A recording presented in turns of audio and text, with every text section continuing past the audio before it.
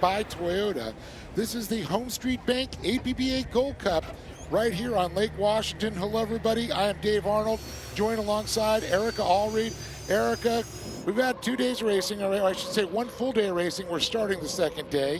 Of course, yesterday, Dustin Eccles, the quick time out there, but Andrew Tate, he answered back in his qualifying session today to take the top spot. Absolutely, and like you said, we had a qualifying session yesterday and another one today. Yesterday in qualifying, Andrew was in the 152 ranges, and today he got it all the way up to the 154 ranges and was the only driver to do so. So this should be really interesting because he is one of the only drivers in our field to capture a Gold Cup. Yeah, it's going to be interesting for sure, and hopefully we're going to be having Andrew Tate join us here a little bit later today.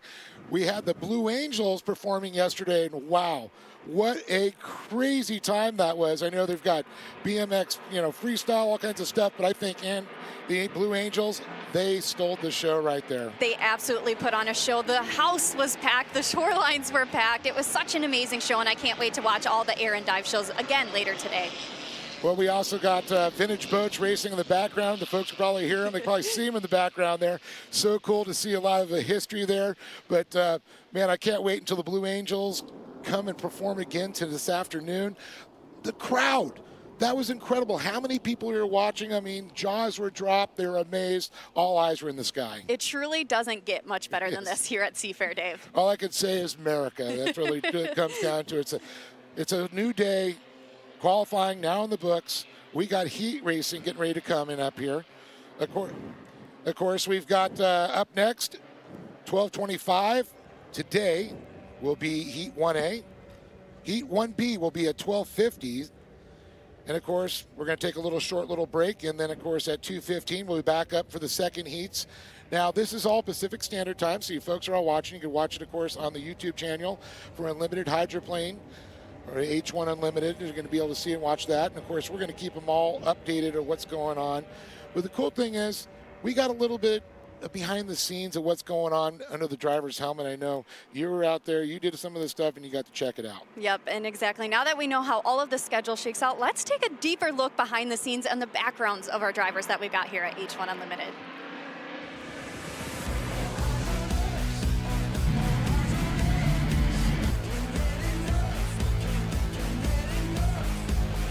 I'm a 4th generation boat racer, so my great-grandfather started the tradition in the 1920s, late 20s, early 30s. My mother and my father both raced hydroplanes, and that's actually how they met. My father used to take me to the unlimited races down in Detroit. I'm a mason by trade. My family's all been masons. No mechanical background at all, and I just saw them things run and said somehow, some way I'm going to get there, and by the grace of God, I was able to pull it off. I'm 3rd generation. My grandfather and my great uncles and my dad and my uncle all raced. Yeah, and it's just stuck ever since. So now I got a 13-year-old that's now also racing, so we're just kind of carrying on the family tradition.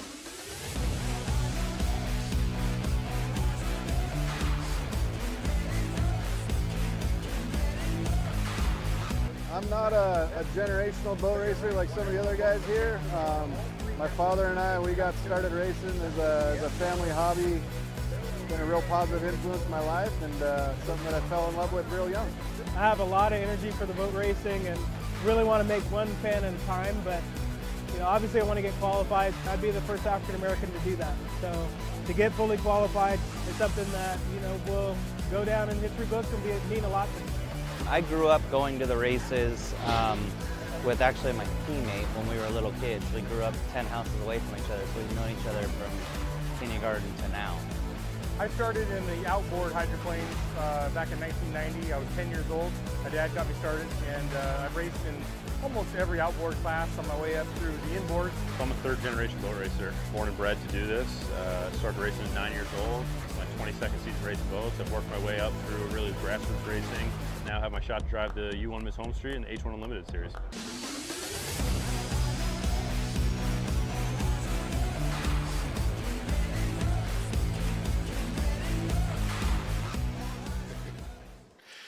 Well, Dave, that was so cool to see kind of behind the scenes and what's under the helmet for all of our drivers here. And it gives us a little insight of what they go through and what these things are. The H1 Unlimited hydroplanes, I mean, the premier class, 3,000 horsepower, mind-blowing speeds.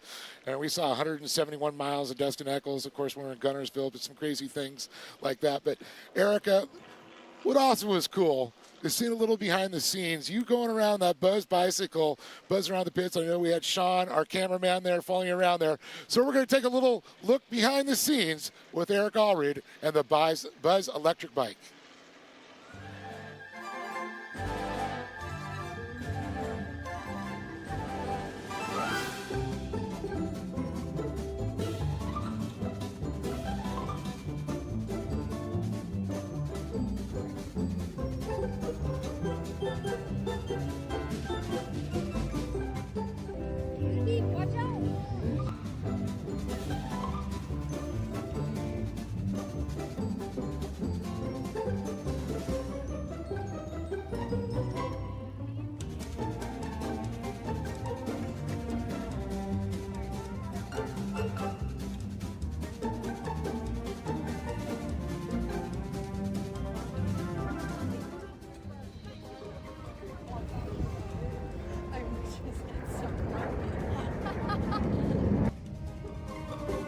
I didn't want to let Erica get too comfortable up here, so I sent her back down to the pits on that Buzz electric bike to get a little bit more buzz in the pits.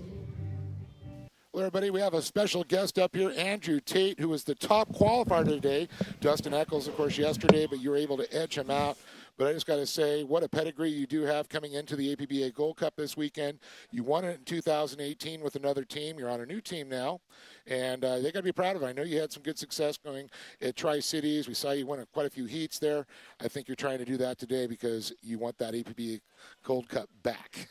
Yeah, definitely. Everything up to this point in the season has led us here, and there's been a lot of people on the Goodman Real Estate U91 Unlimited Hydroplane that have really busted their butts to get us to this point, and you know, make sure we have a fast boat to go out there and qualify well, but not and race well, more importantly.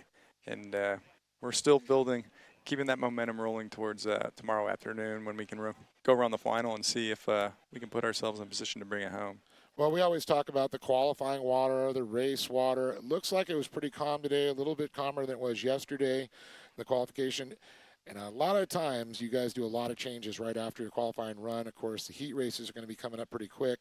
Looks like we've got some inclement weather right now, a little bit of rain coming, but this is Seattle, so not surprised. But were you guys able to get anything done to change, getting ready for the heat races? Yeah, we actually put a different motor in to go get through the rest of today, which is awesome. We found our setup that we want to have for tomorrow, and we're kind of protecting that setup for tomorrow. So we put a known quantity in there with the motor goes, and as far as the motor goes, went out, did some laps testing after qualifying to kind of adjust things, make sure we're on track for tomorrow. Well, today and then also tomorrow. But every time we go out there, we try and change something to make sure the boat's going to go a little faster next time. I know you guys are always, seems like from race to race or heat to heat, you're chasing a little bit more speed, trying to find a little bit better handling, a little bit different setups. Now, this being 2.0 miles versus the 2.5, a lot of adjustments were done. I know gearbox were changed and all that. I know you guys get all that dialed in. What other things did you have to do to adjust for the shorter course? I think mentally more than anything, it becomes more of a circle track, I guess, instead of a super speedway. It's only a half a mile difference, but it makes a big difference in how you set the boat up and how you drive and how you attack the weekend. So we also have 4 heats this weekend. We got to make sure our equipment's safe and protect that combination to give you the best chance to go win on Sunday. So timing marks are always different. Skid fin, rear wing adjustments, sometimes the front wing, but mostly it's just a mental thing for the drivers. Well, Andrew, I want to say good luck to you this weekend, of course. You'll be chasing a second Gold Cup out here, Seattle. Looking forward to the HomeStreet Bank Seafair. This is awesome. So good luck to you. Folks, we got a lot of stuff going on. We've got heat racing coming up. There's air shows, all kinds of great stuff. So you're going to have to stick around and see how it all turns out here for the APBA Gold Cup.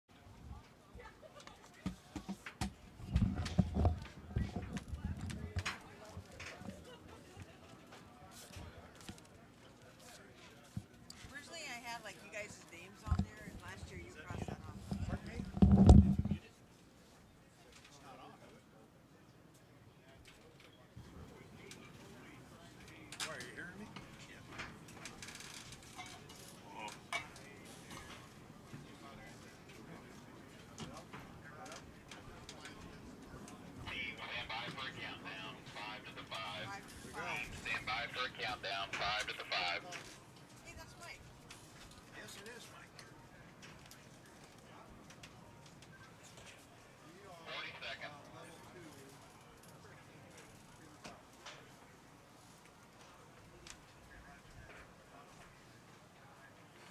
30 seconds.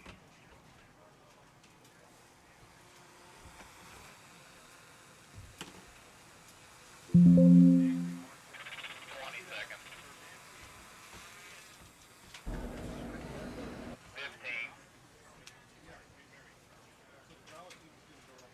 10, 9, 8, 7, 6, 5, 4, 3, 2, 1. Mark. 5 to the 5.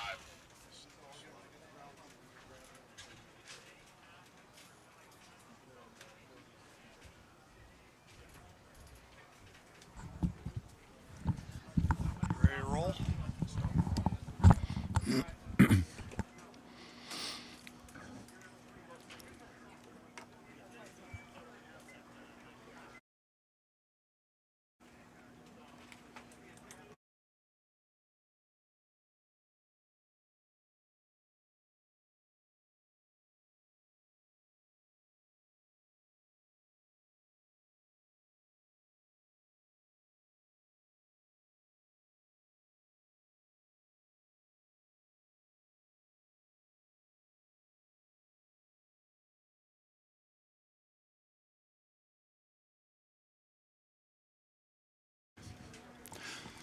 Race fans along the shore of Lake Washington on the Ted Jones Race Course in Seattle, and those of you watching and listening online on the World Wide Web and the H1 Unlimited YouTube channel, we are getting ready to go racing at the 2023 HomeStreet Bank Cup and APBA Gold Cup.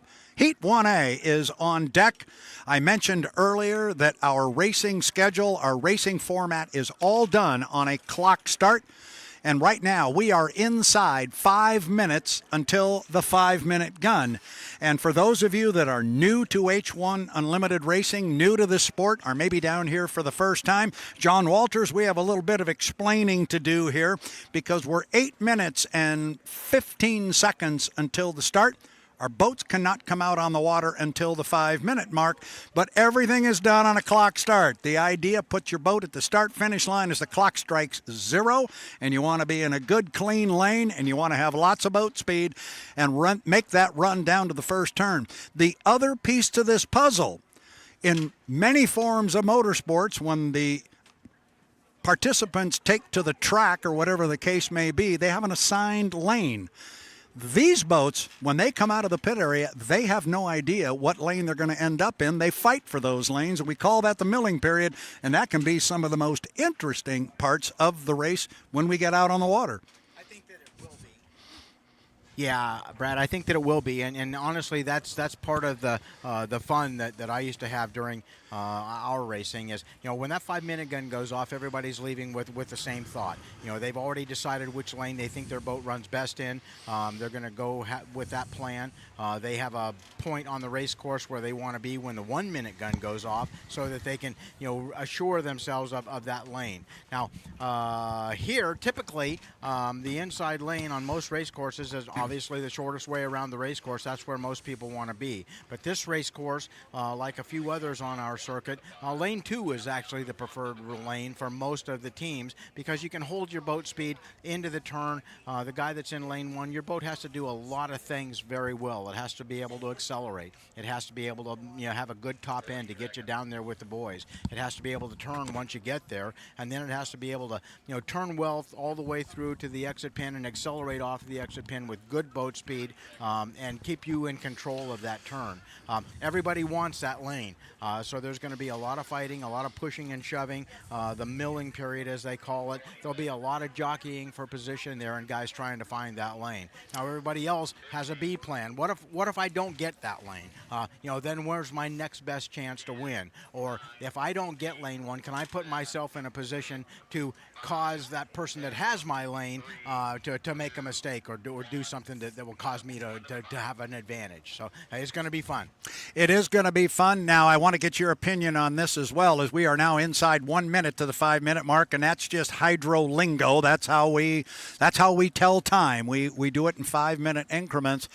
But I always say also, and especially at the Gold Cup, where we are going to have 4 heats of racing, 2 sections in each, so 8 preliminary heats. This is the first heat of the weekend, and I always make the comment, you can't win the APBA Gold Cup right here, but you can certainly lose it here. You need to go out and get points, score, finish, be legal. I have to think that's job one. Absolutely. Consistency is going to play a big part of who wins this 2023 Gold Cup here. Everybody wants to win, but sometimes, you have to risk too much in order to get there, whether it's that lane, whether it's, going over on the fuel limit, whether it's going on the RPM or whatever. So it's going to be a good, hard-fought battle. 2, 1, mark. 5 minutes to the start of our Heat 1A, our H1 Unlimited hydroplanes, the fastest race boats in the world, can now come out on the race course. The first boat away from the pit area is the U91, the Goodman Real Estate. So that was the 5 minute mark, and it is time to go racing. Let's run down the boats that will be in our Heat 1A.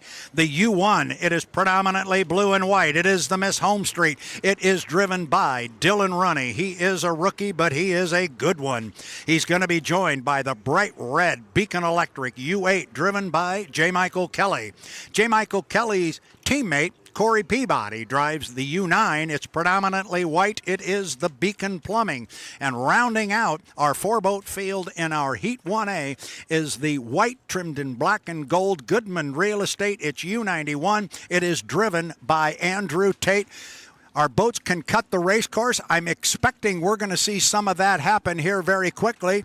But before we get to that, as J. Michael Kelly is going to cut across the race course, the start of our Heat 1A is just a few minutes away, and Seafair reminds you that for your own safety and the safety of those around you, everyone must be out of the water when the hydros are on the Ted Jones race course. So it is time to get out of the water and enjoy the fastest race boats in the world. John Walters, I made a comment that I expected a couple of the boats to cut the race course. They all did. Yeah, the race started the minute they pushed the button to leave the dock there, and you can see they're all running fairly close together. The start is huge here. These are only 3-lap preliminary races, so if somebody gets a jump on you, it's tough, as fast as all these boats are, you'll make up that difference and make up that distance. And you're going to see guys that want to have the inside lane. They're going to try to drag guys up there early so that they can, maybe get them to jump the gun or make a mistake. You have to maintain a minimum speed of 80 miles per hour. That's kind of a judgment call now, and as Dylan cuts across the infield here to try and pick up that inside lane as everybody else is coming down the front straightaway here. So it's going to be a battle from the very beginning. Just like we said, this is a heavyweight championship, but it's going to be, 4 different fighters. Yeah, this is going to be good. So we're coming up on 2 minutes and 40 seconds. 2 minutes and 40 seconds. Again, for those of you that have never seen this before, we're not racing yet. That doesn't mean we're not in the middle of a competition right now. Watch J. Michael Kelly. Is he going to make a move? I thought maybe he might jump across to the backstretch, but no, that would have been a legal maneuver, but he did not. He went all the way down to the bottom of the race course as we approach 2 minutes and 20 seconds, 2:20 until the start. Remember, our boats do not have assigned lanes. They are jockeying for position. So wherever somebody is on the course right now, that may be where they want to be. It may not be where they want to be. As John was talking earlier, you've got to have a plan B, C, and sometimes D when you get out on the race course. We will begin our 3-lap preliminary Heat 1A in 1 minute and 50 seconds. John, they're all up at the top end of the race course. Dylan Runney's going to come off first. Yeah, the way this race course is set up, at the 1 minute gun, you want to be between, about the apex of turn 1 here and the exit pin. It's a short run down that back straightaway, especially as fast as these guys go. So you're going to see everybody try to get down there, and like you mentioned, you're either at where the spot you want to be on the race course or where you would think you want the competition to think you want to be there. So a lot of this is just head games, and a lot of it's playing the game. And another piece to this puzzle that we talked about earlier, but not yet during this heat, the boats cannot drop below 80 miles per hour. So that really affects how you fight for these positions. You can't just go park in a lane at the top end of the race course. You have to maintain at least 80 miles an hour. That will be determined by the officials when we finish the heat, and the boats come back to the pit area and they look at the data recorder. So now inside 1 minute, they were pretty much where you were talking about, John, and right now it looks as though Dylan Runny in the U1, the Miss HomeStreet, is going to sit in lane number 1 up the backstretch. That's going to be his teammate Andrew Tate sitting in 2, lane 3. It looks like Corey Peabody, but we're going to watch where J. Michael Kelly might slot. He's coming up behind the boats, and we are inside 35 seconds. John, they're at the top end. We're going to be racing here inside 25 seconds. Yeah, they're all in pretty good shape. Dylan may be a little bit early, and you saw J. Michael Kelly last week, get up there too early, and he had to make a decision. Do I jump the gun or do I get disqualified? If you jump the gun, at least you get to continue to race. It's about 7 seconds off the exit pin, and here they come. Inside 10 seconds now. They come down to the start. It is Runny in 1. It is Tate in 2. It's Peabody in 3. On the outside, J. Michael Kelly. We are 3 seconds, 2 seconds, 1.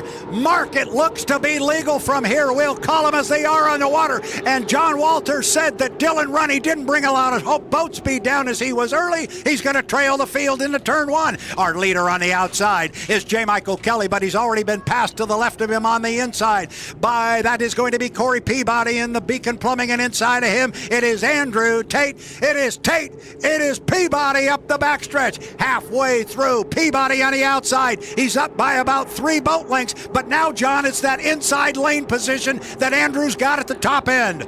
Yeah, Corey's really in the best position here because he can control, how wide and how early, they get into the turn there. So he's going to try to hold and maintain that radius around there as they start down the straightaway towards the start-finish line to the end of lap 1.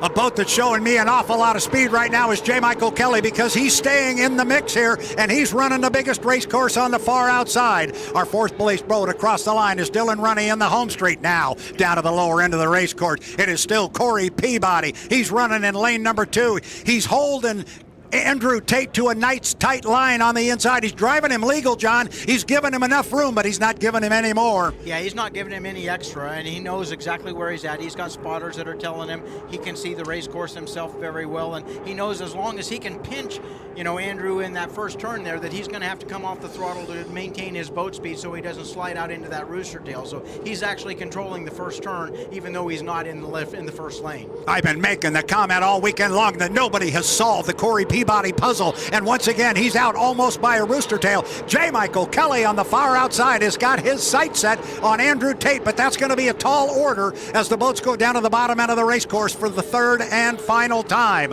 Our leader off the exit pin, Corey Peabody, got almost a full rooster tail now on Andrew Tate on the inside. Tate, our top qualifier. Our Beacon Plumbing with Corey Peabody was our 3rd fastest qualifier, but John Walters, they've got a good race setup, and he's walking away from our top qualifier up the backstretch. They've got an excellent race set up. The water was good. Corey did a really good job, and like I mentioned earlier, lane 2 is the place you want to be here. This is a big, wide race course with big turns, and boy, you get on any farther outside than that, and it's a long, long ways around these turns, but Corey was in a position to control that first turn and really put him in a position to win. Checkered flag flies. Corey Peabody in the U9. Beacon Plumbing, 2nd place, is going to go to our top qualifier, Andrew Tate, U91 Goodman Real Estate. Then it's J. Michael Kelly in 3rd, driving the 8. That is the Beacon Electric.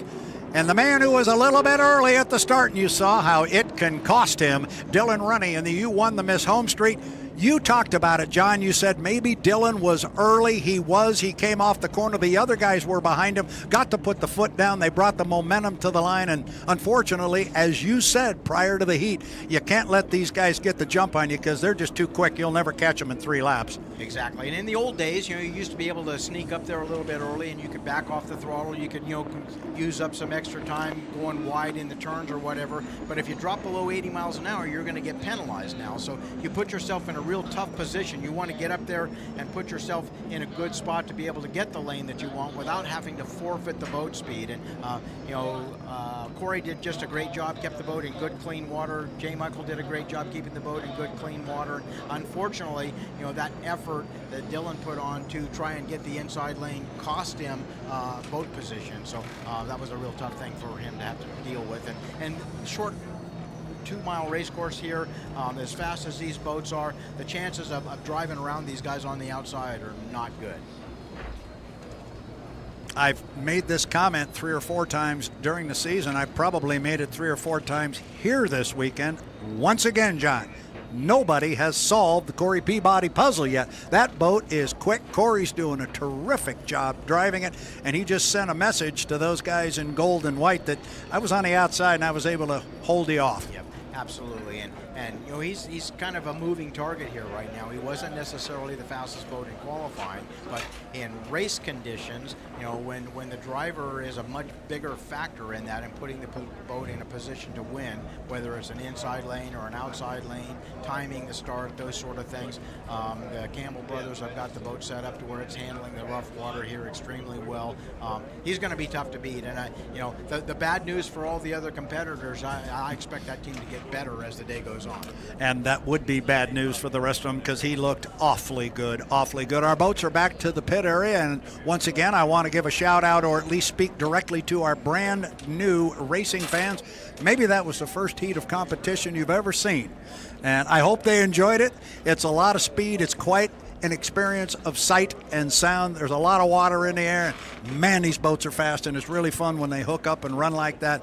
That was a good one to start off our 2023 APBA Gold Cup. It absolutely was a good one, and to all those race fans that this might be, you know, your first race out there, certainly welcome to Seattle, welcome to the Gold Cup. But what I can say is if that was fun, the best is yet to come. Absolutely, because what we are building toward is that final heat, that winner-take-all final heat that's going to come up tomorrow afternoon, and it's got two aspects to that final heat that are different from what we just saw. A, we're going to have 6 boats on the front row instead of 4, and B, we're going to go 5 times around instead of 3. Now, we've got our finish order. It was the U9 and Corey Peabody in the Beacon Plumbing. Second place to Andrew Tate in the Goodman Real Estate in the U91. Third place goes to J. Michael Kelly in the bright red Beacon Electric. And our fourth place finisher was the U1, the Miss HomeStreet with Dylan Rennie. That's the way they finished on the water. Our results are unofficial. Tech inspection now. The boats have to go through tech inspection. They're going to look at 3 different parameters in there. They're going to look at fuel flow. They're going to look at the N2, and that is the output shaft of the turbine, how fast that motor was being spun. There are limits to how fast they can spin it. And, oh, by the way, they're going to check that 80-mile-an-hour thing, too. Yes, they certainly will, and all that's on GPS now, so it's not a judgment call. It's either a yes or a no. You can take a look at that and see what it is. The fuel flow, for those that may not know, is 4.2 gallons per minute. That's regulated by the teams and the responsibility. There's a couple of different ways to do that with either what they call the min valve, or you know, you can put some type of restrictor or something in there if you'd like on your own. The N2, N is the international symbol for speed. N1 is the compressor speed, and 2 is the power turbine speed. We monitor the power turbine speed, and that is the output that's going to the gearbox to spin the propeller. You're allowed 110% of the original manufacturer's RPM, which is 15,300. So they'll take a look at that, and you're allowed to go over for a second, you know, here and there. But if you're over a significant amount, if you're over for 5 seconds, it's considered a flagrant violation. You can get a monetary fine if it's a momentary thing, or it can be a disqualification if you're over for too long.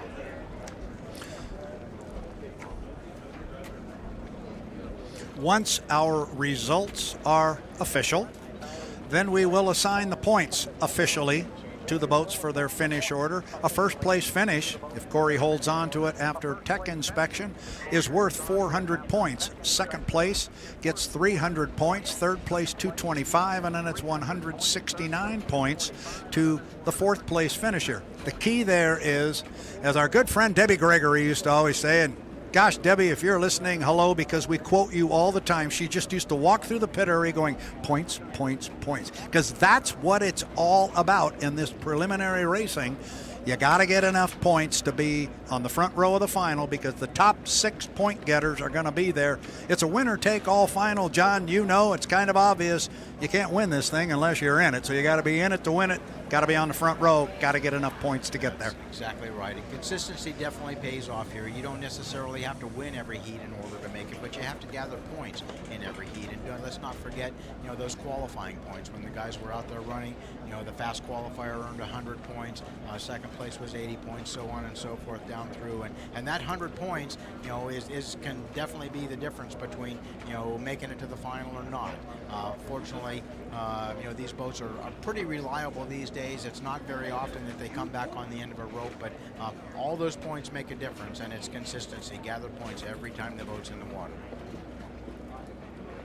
Just like that, we move on, we roll forward to Heat 1B. This will be the other 4 boats that were not in our Heat 1A. They were drawn again via that blind draw with the ping pong balls and all that fun stuff. Heat 1B will feature the U11, the Legend Yacht Transport, presented by the Old Cannery Furniture Warehouse. Jamie Nielsen. The boat is chartreuse, royal blue, trimmed in red. It's very pretty on the water, driven by Jamie Nielsen. The boat is owned by Scott and Shannon Rainey out of Cle Elum, Washington. And if you're watching online on the H1 Unlimited YouTube channel and you're going, where in the world is Cle Elum, Washington? Well, put a pin in the middle of the state of Washington. You'll be pretty darn close.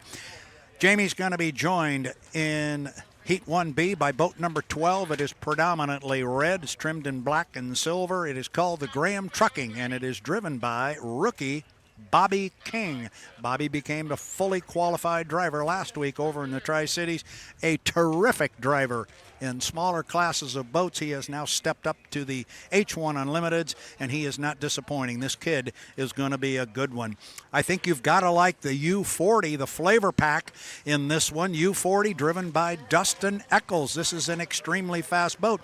John Walters, you were saying you think these guys may have top end. Everybody here in the pit area, if he can be clean at the start, he might be able to get them down to the first turn. I'll get your comment on that in just a minute.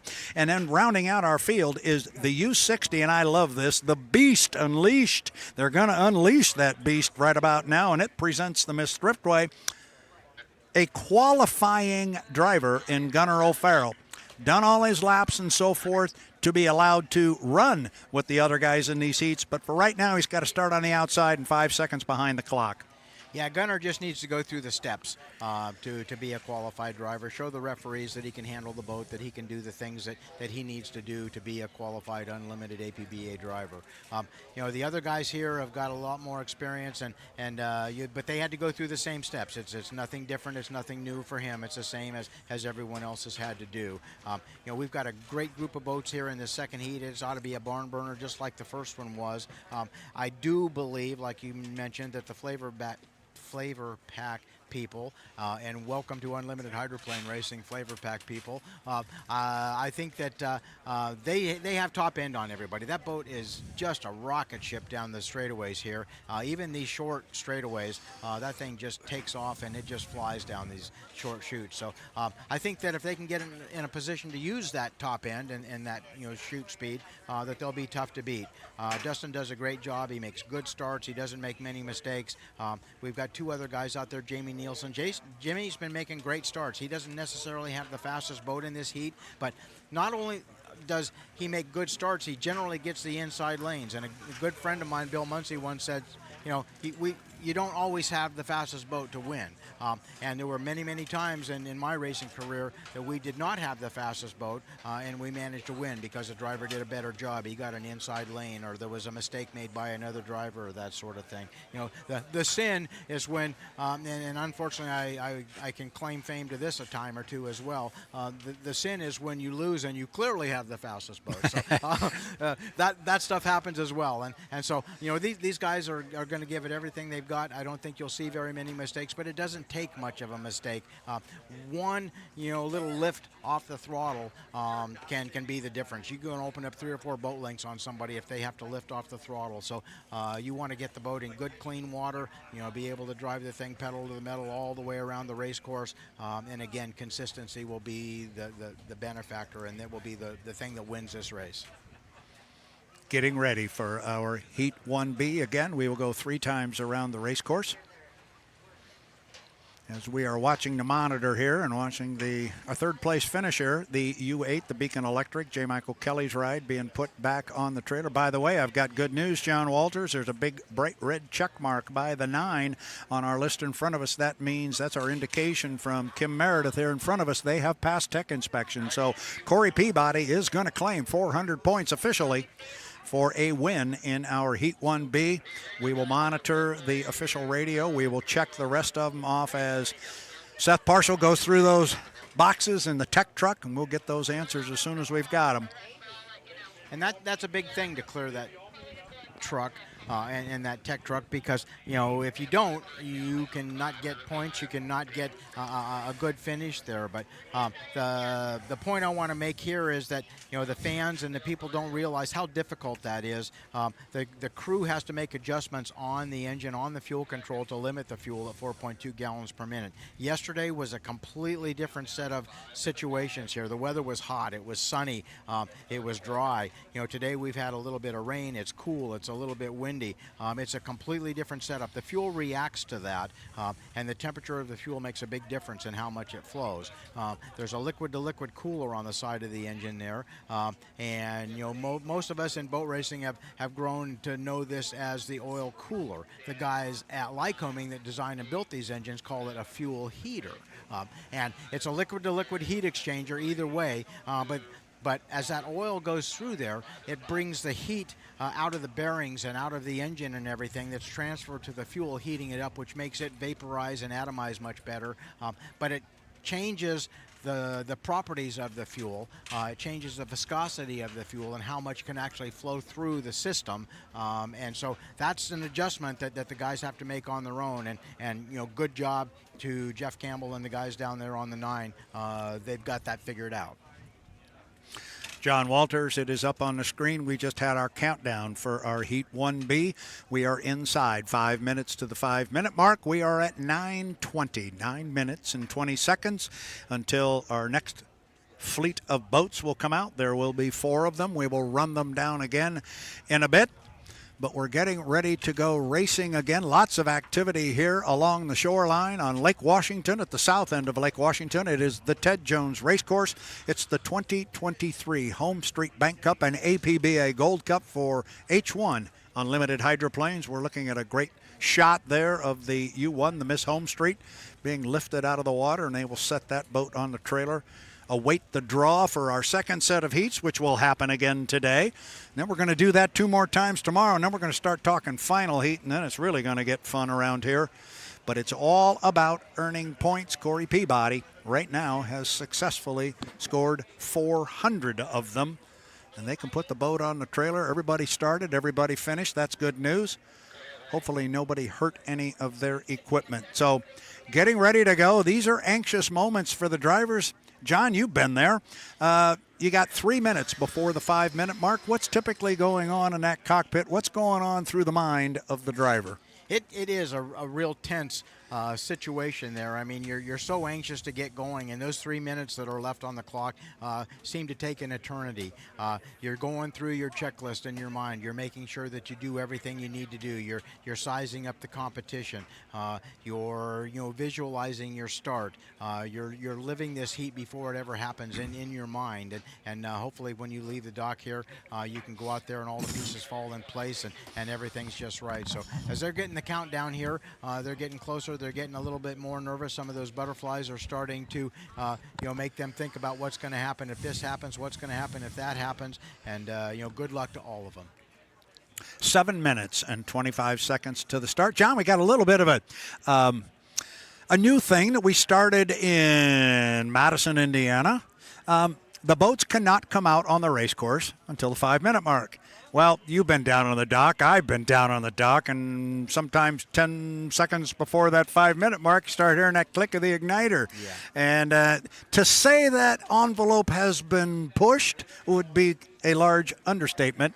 And it finally got to the point where H1 said, all right, we've got to do something about it. And what they've done, and it's very easy, it is very easy, a crew member has to have his hand on that boat somewhere.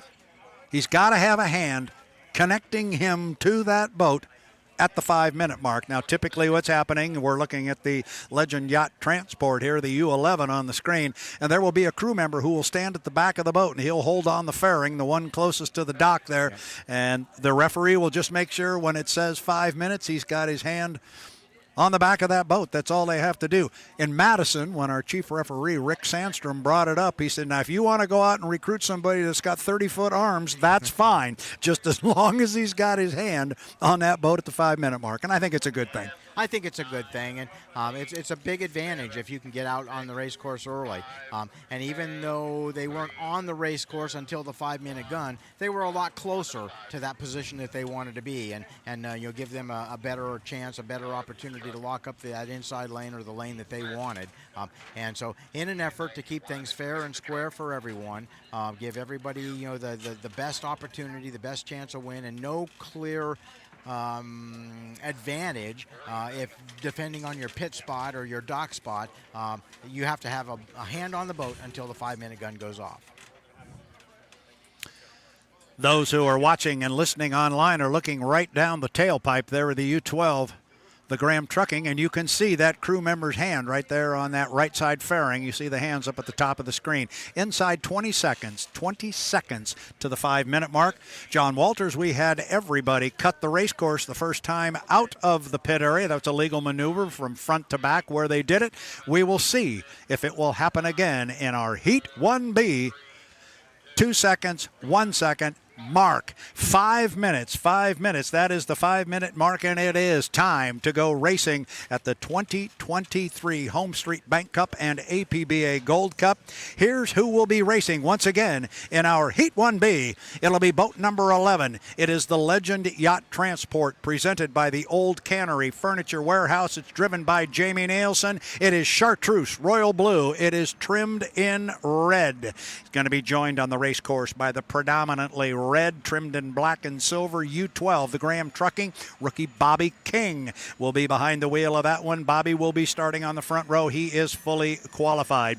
Then you've got the U40, the boat John was talking about, that he thinks he may have everybody covered in top end speed. That's not everything, but it's a lot. Dustin Eccles will drive that beautiful blue and yellow hydroplane. It's the U40, the flavor pack. Then we have our qualifying driver, Gunnar O'Farrell, driving the U60. The Beast Unleashed presents Miss Thriftway. He's got to start on the outside of the field, and he's got to start 5 seconds behind the clock. So we are just a few minutes, in fact 3 minutes and 45 seconds away from the beginning of our Heat 1B, and Seafair reminds you that for your own safety and the safety of those around you, everyone must be out of the water when the hydros are on the Ted Jones racecourse. It's time to get out of the water and enjoy the world's fastest race boats. John, I was checking that little blurb. I had to read about the safety aspect. I'm looking at the race course. It looks as though maybe one boat cut. Yeah, Dustin Eccles cut in the flavor pack just past the start-finish line on the backstretch to the front stretch as they came down. Everybody started on that side of the race course, so it was real short to get to the race course, with the exception of Gunnar. He's over here on the lagoon side, so he had to drive all the way around, which works out just fine for him because, as you mentioned, he'll have to start on the outside lane and 5 seconds off the clock. Now, that's important, the off the clock part, because some of these guys, if they have a problem, they could be off the clock themselves, 3 or 4 seconds. He doesn't have to be 5 seconds behind them, but 5 per second after the clock strikes 0. And we just had an interesting maneuver because Dustin Eccles cut the race course again a second time, but as he came out of the infield and re-entered the race course on the front straightaway, it was made very clear last night at the drivers' meeting, if you come from that infield, as we're watching Bobby King do right here on the front straightaway, when you do that, you have no right-of-way. The boats behind you, coming up behind you, have the right-of-way, but it worked out well for Dustin Eccles because he was way in front of Jamie Nielsen, and he made sure to give his boat a squirt, so he got away, so there was no interference with a boat that was already on the race course, that being Jamie Nielsen in the Legend Yacht Transport, presented by the Old Cannery Furniture Warehouse. Up the backstretch with 155 until the start. Dustin Eccles is up there first. He might be a little bit early. John, you were saying he wanted to be down here at the lower end at a minute. Remember, he can't just slow the boat down. He's got to stay above 80 miles per hour. Got to stay above 80 miles per hour, maintain a planing attitude. And you want to be about the apex to the exit pin when the 1 minute gun goes off. Now, you've already heard and seen some jockeying going on. If you hear that popping and banging out there, that's a compressor stall where the bleed band is locked closed, and it's getting down to a point where the bleed band is closing and the fuel control gets unhappy and the compressor stalls. Dustin's a little bit early there. If he backs off the throttle here, he risks going under 80 miles an hour and could be penalized a lap or even disqualified. So as we're getting for the countdown for the 1 minute gun right now. 3 seconds, 2 seconds, 1 mark. I think Dustin's going to be okay. He went deep into that corner to scruff off a little bit of time. Now he can swing it back into an inside lane. The boats don't determine their final lane until the entrance pin of the upper corner up by the bridge. So they could still see a lane change at this point, but I don't think it's going to happen. I think that's the way they're going to come to the line. Dustin Eccles in the U40, the flavor pack, is going to sit in lane number 1. Lane number 2 is going to go to Jamie Nielsen. That is in the Legend Yacht Transport. That is the Chartreuse and Royal Blue. Then it is going to be Bobby King in the red trimmed in black Graham Trucking to U12. We'll have Gunnar O'Farrell on the far outside and trailing the field coming to the line. We are inside 20 seconds until the start. Watch the boats fan out on the top end of the race course, and then a run down to turn number 1. And we are inside 10 seconds. Now look at Bobby King. He's got speed bringing it to the line. Is he too early? We are 3 seconds, 2 seconds, 1 mark. Boats are across the line. Bobby King appears to have a good start, and it is a legal start. It is legal. Bobby King, the rookie, going to take him down to the lower end of the race course, but he's got Jamie Nielsen with him, and also now Nielsen takes over the lead on the inside. Off the corner and coming up the backstretch, Jamie Nielsen, U11 Legend Yacht Transport, looking strong. Again, another good start for Jamie Nielsen, John, as they go up the top end of the race course, but he's got company in Bobby King. Yeah, Jamie made a really good start up there, and when Dustin got up there a little bit early, he had to slide out wide just a little bit, and Jamie slid inside of him there, got the number 1 lane. So, like I say, I think that flavor pack boat's got a little top end on everybody here. Jamie was able to, reel in Bobby there in the 12 as they got down there, and boy, they've got a real good race going here as they go to the first turn at the end of first lap. Yeah, 1, 2, 3 down to the bottom end of the race course. It is Jamie Nielsen in lane number 1. Bobby King with a good start and a lot of boat speed is sitting in lane number 2. He is in position number 2. And then keep an eye on Dustin Eccles. You said he had top end on everybody. He might, and he's going to try and use it, and he's got his sights set on Bobby King. The race may be for second place, but I'll tell you what, Jamie Nielsen cannot relax. He's got a right side rear view mirror that is full of the rookie Bobby King. Graham Trucking running very strong up the backstretch. We are in the middle of lap number 2. Still anybody's race up at the top end. Where is Gunnar O'Farrell? There he is. He's halfway up the backstretch. So O'Farrell is still running in 4th place. Jamie Nielsen's going to come down and put 2 in the books, and that is going to be in 1st place. But look at the run for 2nd place. Here comes Dustin Eccles on the outside, the flavor pack. He flies the 40 as he drives around Bobby King on the outside, but King's going to have lane position on the inside. This corner is going to be very interesting for our 2nd place battle. It is the flavor pack, U40 Dustin Eccles. He has now taken over 2nd place. He's holding Bobby King in tight, but our leader with a full 2 rooster tails over those 2 boats remains Jamie Nielsen. Legend Yacht Transport presents the Old Cannery Furniture Warehouses at the top end of the course and looking strong.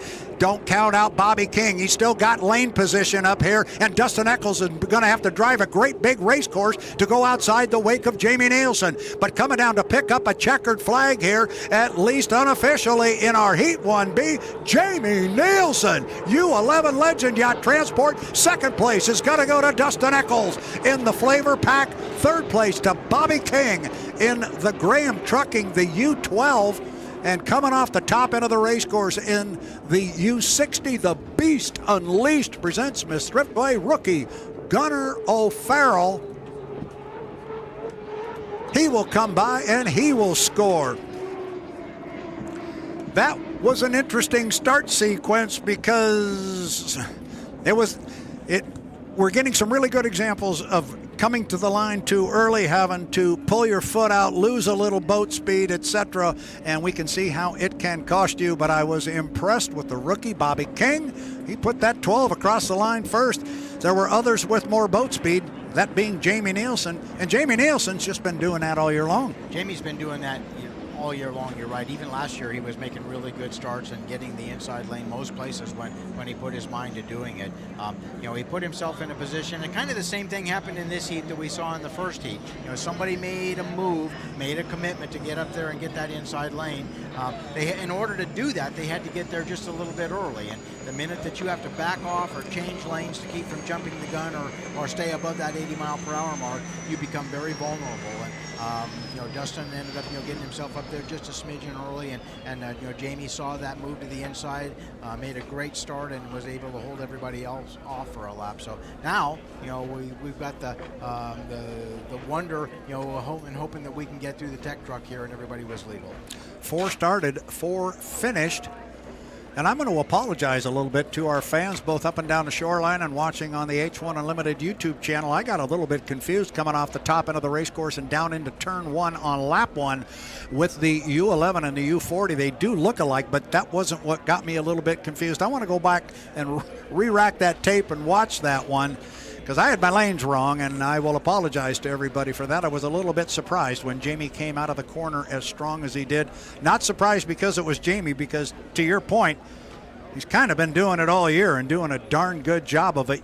You look at those 2 boats down in the pit area from the drone shot we've got here, John. They do look alike, but that's not what had me confused. So I'll apologize to the fans for that. I got a little confused by the boats that I've been watching all year long. We'll get it squared up. But another good heat of racing. An excellent heat of racing, and I think the best is yet to come. Everybody wants to win these heats if they can. They're not willing to, they're not going all in yet. They're not risking the bank on it, and we'll end up, seeing that they made some changes. They learned a little bit about the race course. I'm not sure what the weather's supposed to do tomorrow, but that'll play a big factor as well. We've got another set of heats here this afternoon. The water typically gets rougher as the day goes on, and with the things that they learned here, all the stuff that they've got, in their notebook and on the computer there, the next set of heats I think are going to be just as good as these. And we're watching the monitor here, and I know you saw the big smile on owner Shannon Rainey's face as she was fist bumping with her driver Jamie Nielsen. They haven't had a whole lot of these over the years, and they've had a few popping up here the last few weeks as Jamie's been driving so very strong, and that's good stuff for this team. Couldn't happen to a nicer group of people. I totally agree, and this group of people are like family to me, and some are very close. We spent a lot of time working with the Rainey family and different teams and different boats over the years, and we've got it does my heart good to see them run well.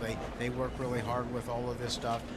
It is their full-time job, and what supports them and their kids and all. So good luck to them. I hope that they can get through the tech truck with no issues, no problems. Look forward to them continuing this, running the way that they did. They had problems in Tri-Cities. They ran really well, but had problems. Absolutely they did, but now it's time to throw it back to Mark Christopher. We're going upstairs, more air shows. Seafair with a great schedule. Mark Christopher, keep us going, bud.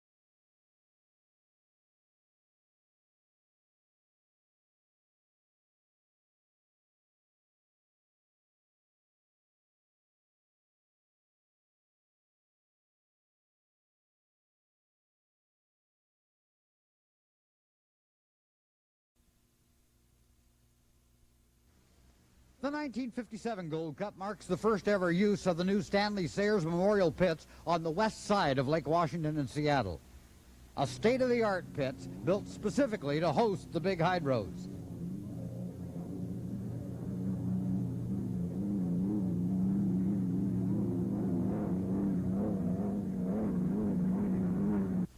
"20 boats were on hand when qualifying opened on August 5th.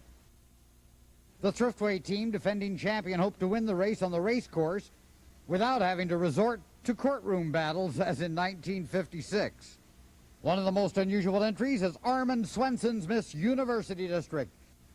The drivers begin showing up for their day's work. Here's Wild Bill Cantrell and Roger Murphy, followed by Bill Muncie of the Thriftway. William Wagoner, owner of Shanty and Maverick, talks with Murphy and Myra Slovak. Colonel Rushleigh is all business as he comes into the pits. Murphy and Cantrell waiting outside the pit offices. The press is everywhere, even on top of the building.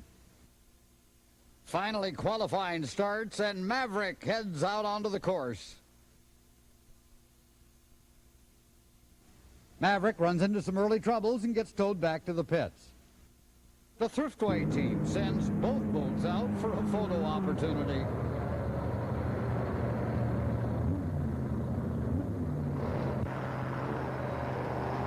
The big 34-foot-long Thriftway 2 hangs from the crane.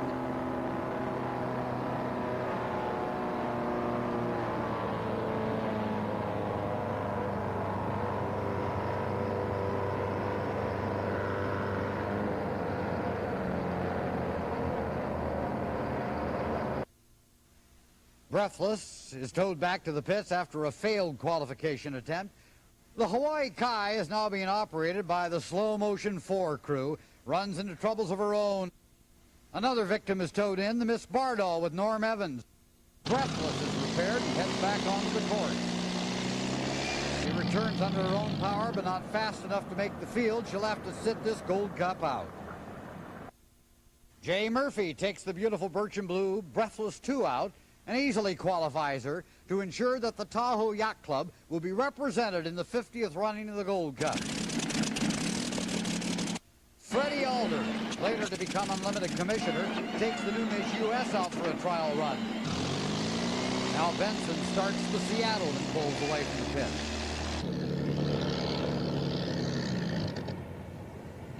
Action on the course picks up as the field of 20 is pared down to 15. Bill Muncie and the Thriftway pull up to the official barge to try and find out what their qualifying time is.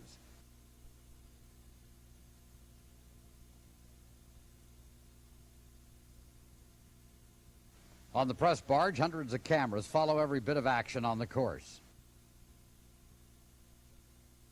The boats line up for the start of Heat 1A. Miss Bardall and Norm Evans, father of drivers Mitch and Mark Evans, takes an early lead as Wahoo and the Miss Seattle chase.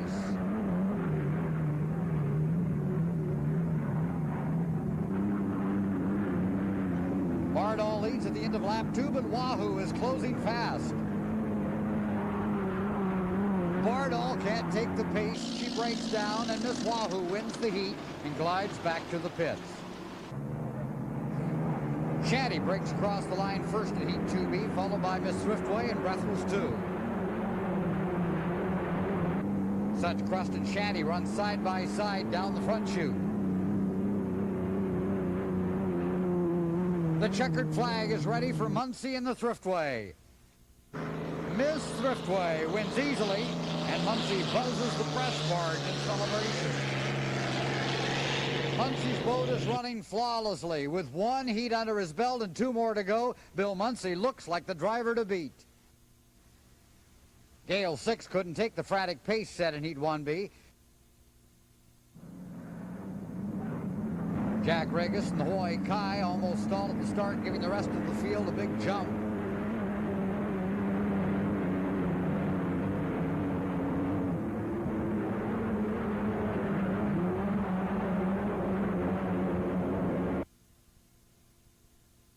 Jack Regis stands on the throttle, passes everyone by the middle of the backstretch.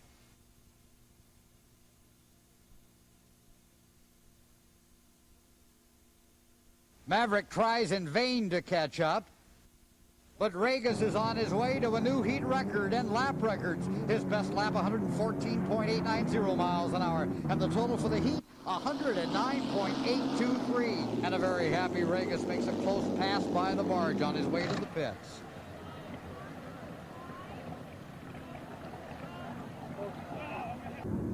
Heat 2A starts with Chuck Thompson in the short circuit, crossing the line first, followed by the Kai and the Thriftway.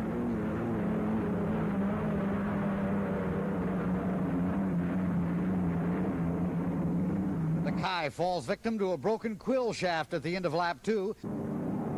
Bill Cantrell in Gale 5 shows some real speed early in the heat. Bill Muncie runs away with the heat, lapping every other boat and some twice. The ailing short circuit somehow manages to hold on for second. Gale 5 finishes third, while Such Crust with Jack Bartlow at the wheel cruises to fourth, and the Miss U.S. limps home in fifth.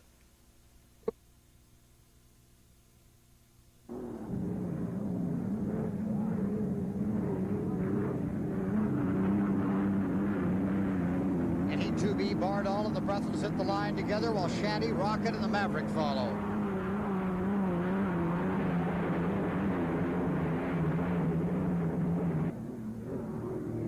Maverick moves quickly to the front. Bill Stead and the Maverick hold the lead for 6 laps before engine problems drop the Maverick to fourth. Breathless 2 finishes a strong second with Jay Murphy. The Rocket went dead and had to be towed back to the pits. On the press barge, reporters total the points and realize that all the Thriftway needs do is finish the final heat ahead of the Shanty, and she will win her second straight Gold Cup. At the start, Hawaii Kai leads the field across. Thriftway is in fourth. Shanty is in sixth. The Maverick wins the heat with Thriftway in second, and the Shanty is third. Muncie's second place gives him enough points to win the race. In the 50s, it was cumulative points that decided the Gold Cup. The Thriftway crew waits at the judges' stand while Muncie brings in the boat. Muncie, understandably excited, rams the dock while crewmen try and fend off. The jubilant crew mobs Muncie. They give him the traditional victor's dunking. After 2 previous years of controversy, this victory is clean and undisputed. Muncie and the Thriftway are the winners. The absolute joy of victory shows clearly on Muncie's face as he splashes in the water. A few moments later, Bill Muncie and his wife Kit are presented with the Gold Cup by the Seafair Queen. The celebration continues as the press takes photos. Bill Muncie and Willard Rhodes want to share the moment with their crew, and Muncie dashes off camera to get them.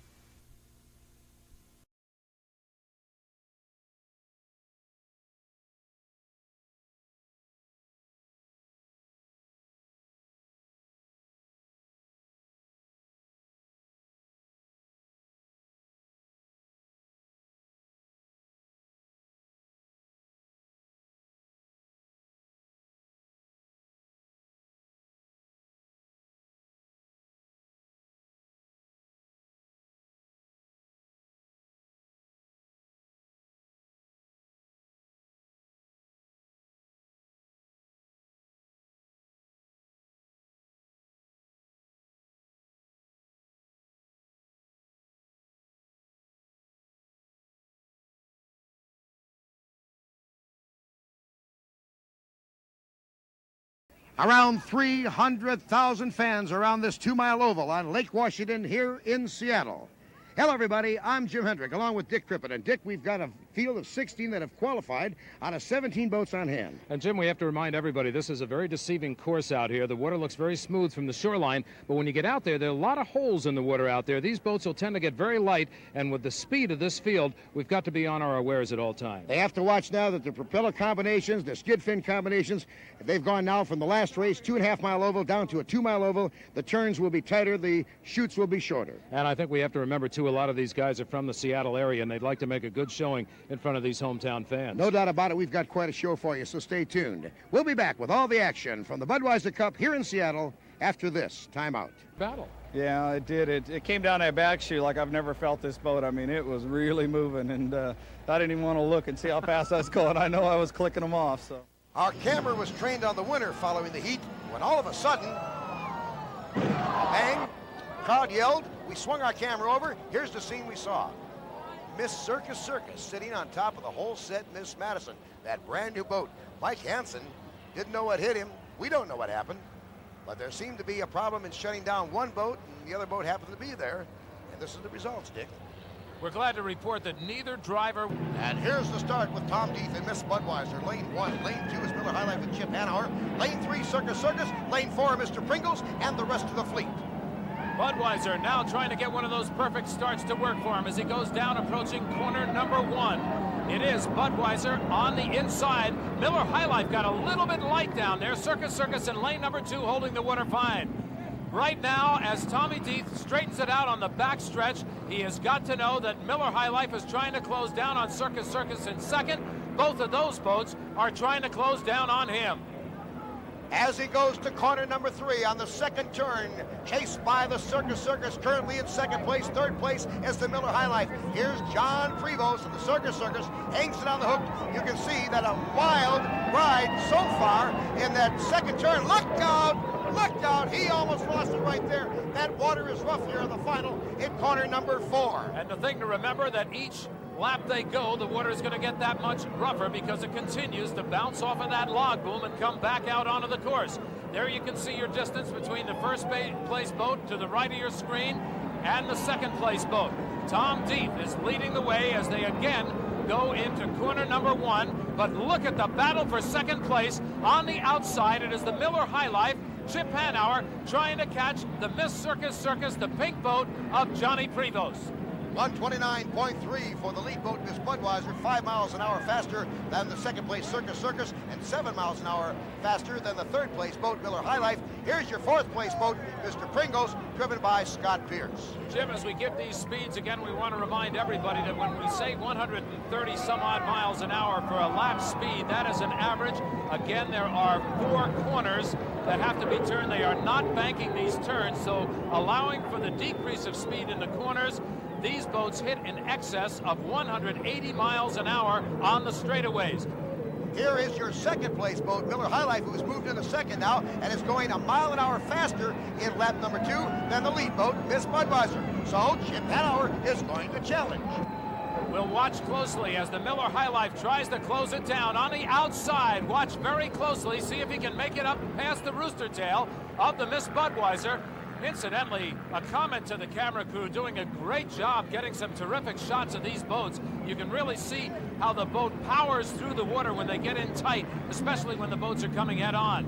Still, we have not seen the closing down of the Miss Budweiser, but Chip Hanauer is sitting in position. He may be just waiting for his time. Now he's taking an outside course. He has to drive a little further on that, but he can keep his speed a little bit higher, and look at him come crashing out of that turn. Miller High Life still about 2.5 seconds off the lead. 122.8 for Budweiser and 124.1 for the Miller High Life, 2 miles an hour faster as he starts to close the gap. And you can bet that in the radio, in the ear of Tom Deeth, that is about all he is hearing. He's hearing how Chip Hanauer is slowly chipping away at him. Tom Deeth will see if he's playing the game of just doing enough to win. He is right now able to hold off the Miller High Life, but we'll see if that can last. As he comes around the next time, it'll be the green flag lap, signifying one more lap to go. And right now, the speeds are pretty even on our scope. They're averaging about 122.5 mile an hour each. So he is maintaining his lead at this particular time over the Miller High Life as he skips across the water, hangs it on the hook at corner number 4, and comes down to complete lap number 4 with one more. And look, that nose went into that rough water again. And he took a little break of the wave over the front. That's where that canopy comes in so handy. And again, we remind you the Miller High Life is running its last race without a canopy. So the next time you see that boat in action, Miller High Life will have enclosed Chip Hanauer.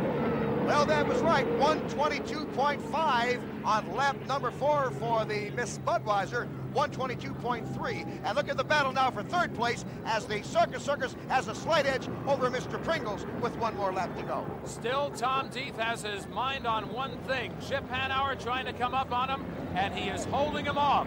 This is the final straightaway for Tom Deeth. He'll make his turns and come home for the checkered flag. Look at how that boat is responding to him. He bounces through the turn, and look, right off his hip. It is Miller High Life. He wants to drag race him to the finish line. Tommy Deeth trying to apply that extra power. Miller High Life is flat to the floor. Tommy Deeth is going to do it if he just keeps that engine hot through the finish line.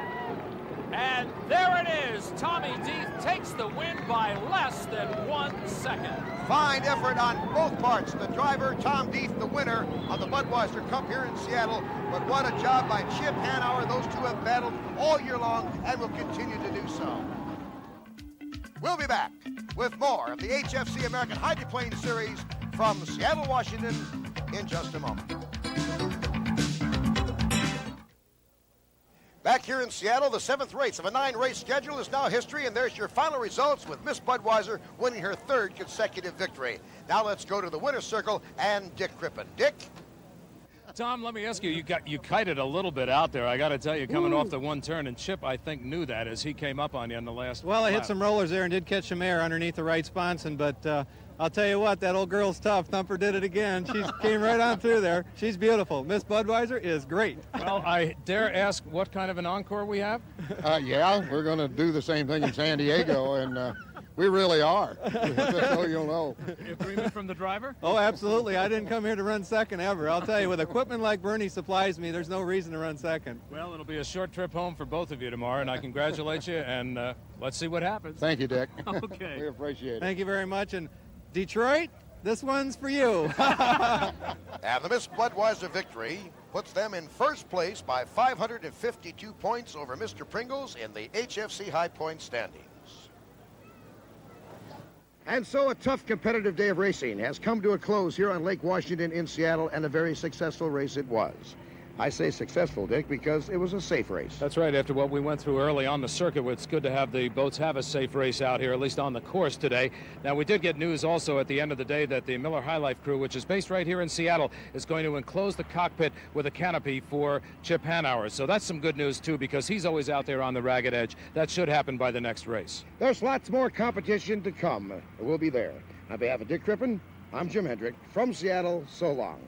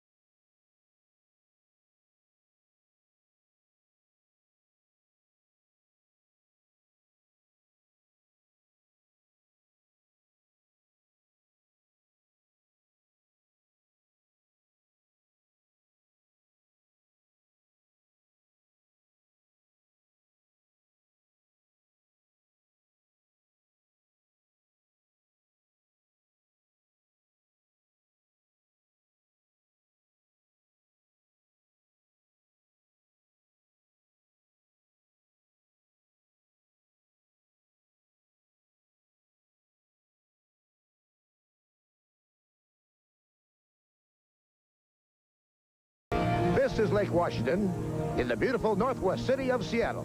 300,000 fans on hand for this great event. Hello, everybody. I'm Jim Hendrick, along with Dick Crippen. Steve Montgomery standing by, and Dick Crippen, we've had lots of action leading up to this day of racing. We certainly have, Jim. For one thing, the Miss Rock went over, so that boat will not be competing today. Ken Dryden will be on the beach. The American Spirit went out, tried to qualify, threw a piece off of the propeller. It pulled the drive shaft out of the boat. Fortunately, they're in Seattle. They were near their home port. They were able to take the boat back to the shop, repair it. Moments ago, they pulled the boat into the pit area. They're going to go racing today. Keep your fingers crossed that nothing else happens for them. Last race, the Circus backup boat destroyed. They've had problems with the #1 boat. They've pulled out of racing for this year, and we're going to miss them. Yeah, we certainly are. We were hoping that Dave Bilwalk and the entire crew would be back out here for this one, that they could repair the boat. The Tide boat also went over in the last race with Nate Brown. Fortunately, they had more damage underneath than they thought, and they were near their home port again of Seattle. They were able to repair that boat, get it ready. They are going to go racing, but we will certainly miss Circus. Let's go down to the pit area now and Steve Montgomery. One of our biggest concerns leading up to the Texaco Cup, the Seafair race here in Seattle, was weather. That rain that we had in Kansas City and Detroit and Dallas, all across America, appeared to have followed us here. Early this week, the weather was lousy. Looked like we were going to have a soggy Seafair. Now, blue skies, great conditions. The weather couldn't be better for the running of the 1993 Texaco Cup. Thank you very much, Steve. And of course, Dick, again, the Winston Select Lap Award goes to Miss Budweiser. And we congratulate Chip Hanauer. He has broken the record that he set here last year with his Winston Select Lap at over 162 miles an hour. That's almost 4 miles an hour better than he did last year. And as you were mentioning earlier, as we look at the crowd, the rookie Ken Dryden in Friday's qualifying came down the front chute and got quite a thrill. He sure did. As he went into the turn, Jim, he kind of got the boat twisted around. It lifts up, and watch as he gets, see, he looks like he makes the decision to go left and all of a sudden goes right. It gets airborne and simply stands up on its tail end and goes over on its backside. So it's upside down in the water. Now, they got right to Ken, and they were able to get him on shore and check him out immediately. Again, a credit to the rescue unit here standing by, whether it's qualifying or actual race day. They're ready for action. They brought the boat back in, and we're glad to report Ken is okay. And now let's go for a report from Steve. Ken Dryden steps out of the URC medical trailer looking pretty good. You feeling okay? Yeah, feeling real good. It was a real slow roll. Going into the corner on the entrance pin, I felt the rudder kick, and it sheared the key on the rudder, and rudder turned right. From there, it was just one big ride. So you knew it was coming. You had time to brace yourself. Yeah, had time to kick myself back against the headrest and ride it out. The word from the crew is the boat might not be too bad. You probably don't have too much of an idea what the damage is. Not yet. I haven't been over there yet, and we're going to go assess the damage and probably take it back to the shop tonight and try to get it back out here by Sunday. Well, when Ken Dryden gets over to his pits, this is what he's going to see. It's much worse than he thinks. George Woods Jr. flipped the Tide here a while back, and let's get a report on his condition. Go down to the pit area where Dick Crippen has a special guest. Dick? 3 weeks ago in Kansas City, Missouri, George Woods flipped the Tide, got injured. We were hoping to see him down here today. Scott, obviously, he's not here, and it's in his best interest. Well, I think so, Dick. George is doing very well. He's home. He's has a wheelchair now and everything else, and he's up and about, and he goes outside. But it's a long, hard pull to come down here with all the people and everything else, so he felt it was probably the best he just get some more rest. But I expect we'll see him here shortly. Maybe San Diego, our friendly old Tide driver, will be back. We are waiting the start of Heat 1A here on Lake Washington today. For another report from the pits, let's go down to Steve Montgomery. Last week in the Columbia Cup in the Tri-Cities, Mitch Evans and the Coopers Express were a big story. Every heat, will they make it? Will they not? A lot of repairs to be made. Mitch, it turned out to be a disappointing week for you, but now hopefully things are in better shape. Yeah, definitely. We took the boat up to my place in Chelan, took things apart, went through it, and then put it all back together, and got it here Thursday night, and went out this morning and got qualified. We take a look back to the 1950s, the Slow Motion 5, designed by the legendary Ted Jones, who we'll be talking to a little later on in this program. As we look at this boat, it's Ken Muscatel, a driver of today, going back in time in front of all these fans. What's going through Ken Muscatel's mind right now as he drives a legendary boat, the Slow Mo 5? I'm going to imagine myself. My mother still lives where I grew up on Lake Washington. She lives between Leschi and the bridge, right where I'm going to go past. I'm going to imagine myself as a little kid watching myself run onto the bridge, just like I watched Lou Faggio run in 1953, 54, 55. That's a unique sight to see these days in unlimited hydroplane racing. I'm sure it's bringing back a lot of nostalgia for the fans here on Lake Washington. Earlier we saw the Slow-Mo 5 making a lap here on Lake Washington. The man behind that boat is a guy named Ted Jones. Jim Hendrick is down with a man they call the Legend in the pits. Years ago, it was Detroit, the hotbed of hydroplane racing. Then came along this town of Seattle. Ted Jones, designer, builder, and driver of the slow motion team. He drove Slow-Mo 4, and he built Slow-Mo 5. Now, in those days, Ted, when you won the Gold Cup out of Detroit, you got to bring it back here. Right. That started a great big competition between Seattle and Detroit. Yeah, and they couldn't win it, so they bought it in cash. How many boats have you built in your career? 18 unlimiteds and about 500 limiteds. And now your son, Ron Jones, and his son, Ron Jones Jr., they're good, and they followed in your footsteps. That Junior is excellent. He's better than his dad or granddad. Well, it's really changed, hasn't it, Ted? Oh, yeah, it's tremendous. With the advent of the gas turbine, you got speed that never quits. You know, we had piston engines going up and down and blowing. But those gas turbines are something else. I love them. Well, I think all of us agree with him, and it's great to see Ted Jones, a man they can truly consider a legend in unlimited hydroplane racing. I have to trail off the back end. Yes, he'll be the trailer, and here's the lineups for the main event here at the Texaco Cup in Seattle. It'll be in Lane 1, the Miss T Plus, driven by Steve David. Lane 2, the Winston Eagle with Mark Tate. Lane 3, Kellogg's Frosted Flakes, driven by Mike Hansen. Cougars Express in lane number 4. Mitch Evans driving. Chip Hanauer has to battle in lane 5. That's unusual for him. And in lane 6, American Spirit, Mark Evans. The trailer boat is the Tide, driven by Nate Brown. Now, Jim, normally the story would be the Miss Budweiser is one of the favorite boats out here, and certainly it has that role today. But starting from the 5th lane position is a little bit unusual for Chip Hanauer. We'll see how he handles it right off the bat. You can see the Miss Budweiser and the Winston Eagle on the inside have taken the leadership roles going into the first turn, and those are the boats matching up as they come out. Now the water appears to be a little bit calmer, but the winds have definitely picked up here on the lake. There is the Winston Eagle taking the lead from the Miss Budweiser. Mark Tate really hard down into the next corner. Let's see how he handles it. The wind's from under the bridge, so as he comes through, he may hit a little bit of roughness in the water.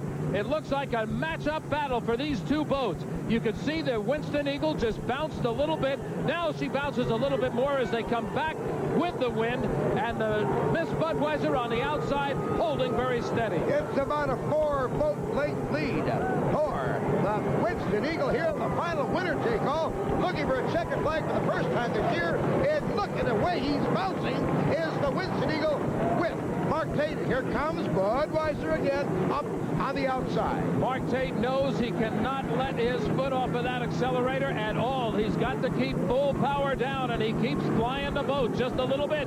He does like to run the boat loose. There you can see Budweiser tipping the sponsors. Oh, Winston Eagle is up. The wind has got it. Winston Eagle smashing down onto the course, right down on top of the cockpit that held the driver, Mark Tate. Now the boat is flipped over. It's right side up, but we do not see Mark Tate in the cockpit. We're going to have to check. He is apparently in there, but the cockpit looks like it may have destroyed, Jim. Watch out. Now watch in slow motion. He starts to fly. This boat does not know it's not an airplane, and he goes past the whole spectator fleet, 50 feet up at least, right down on that cockpit.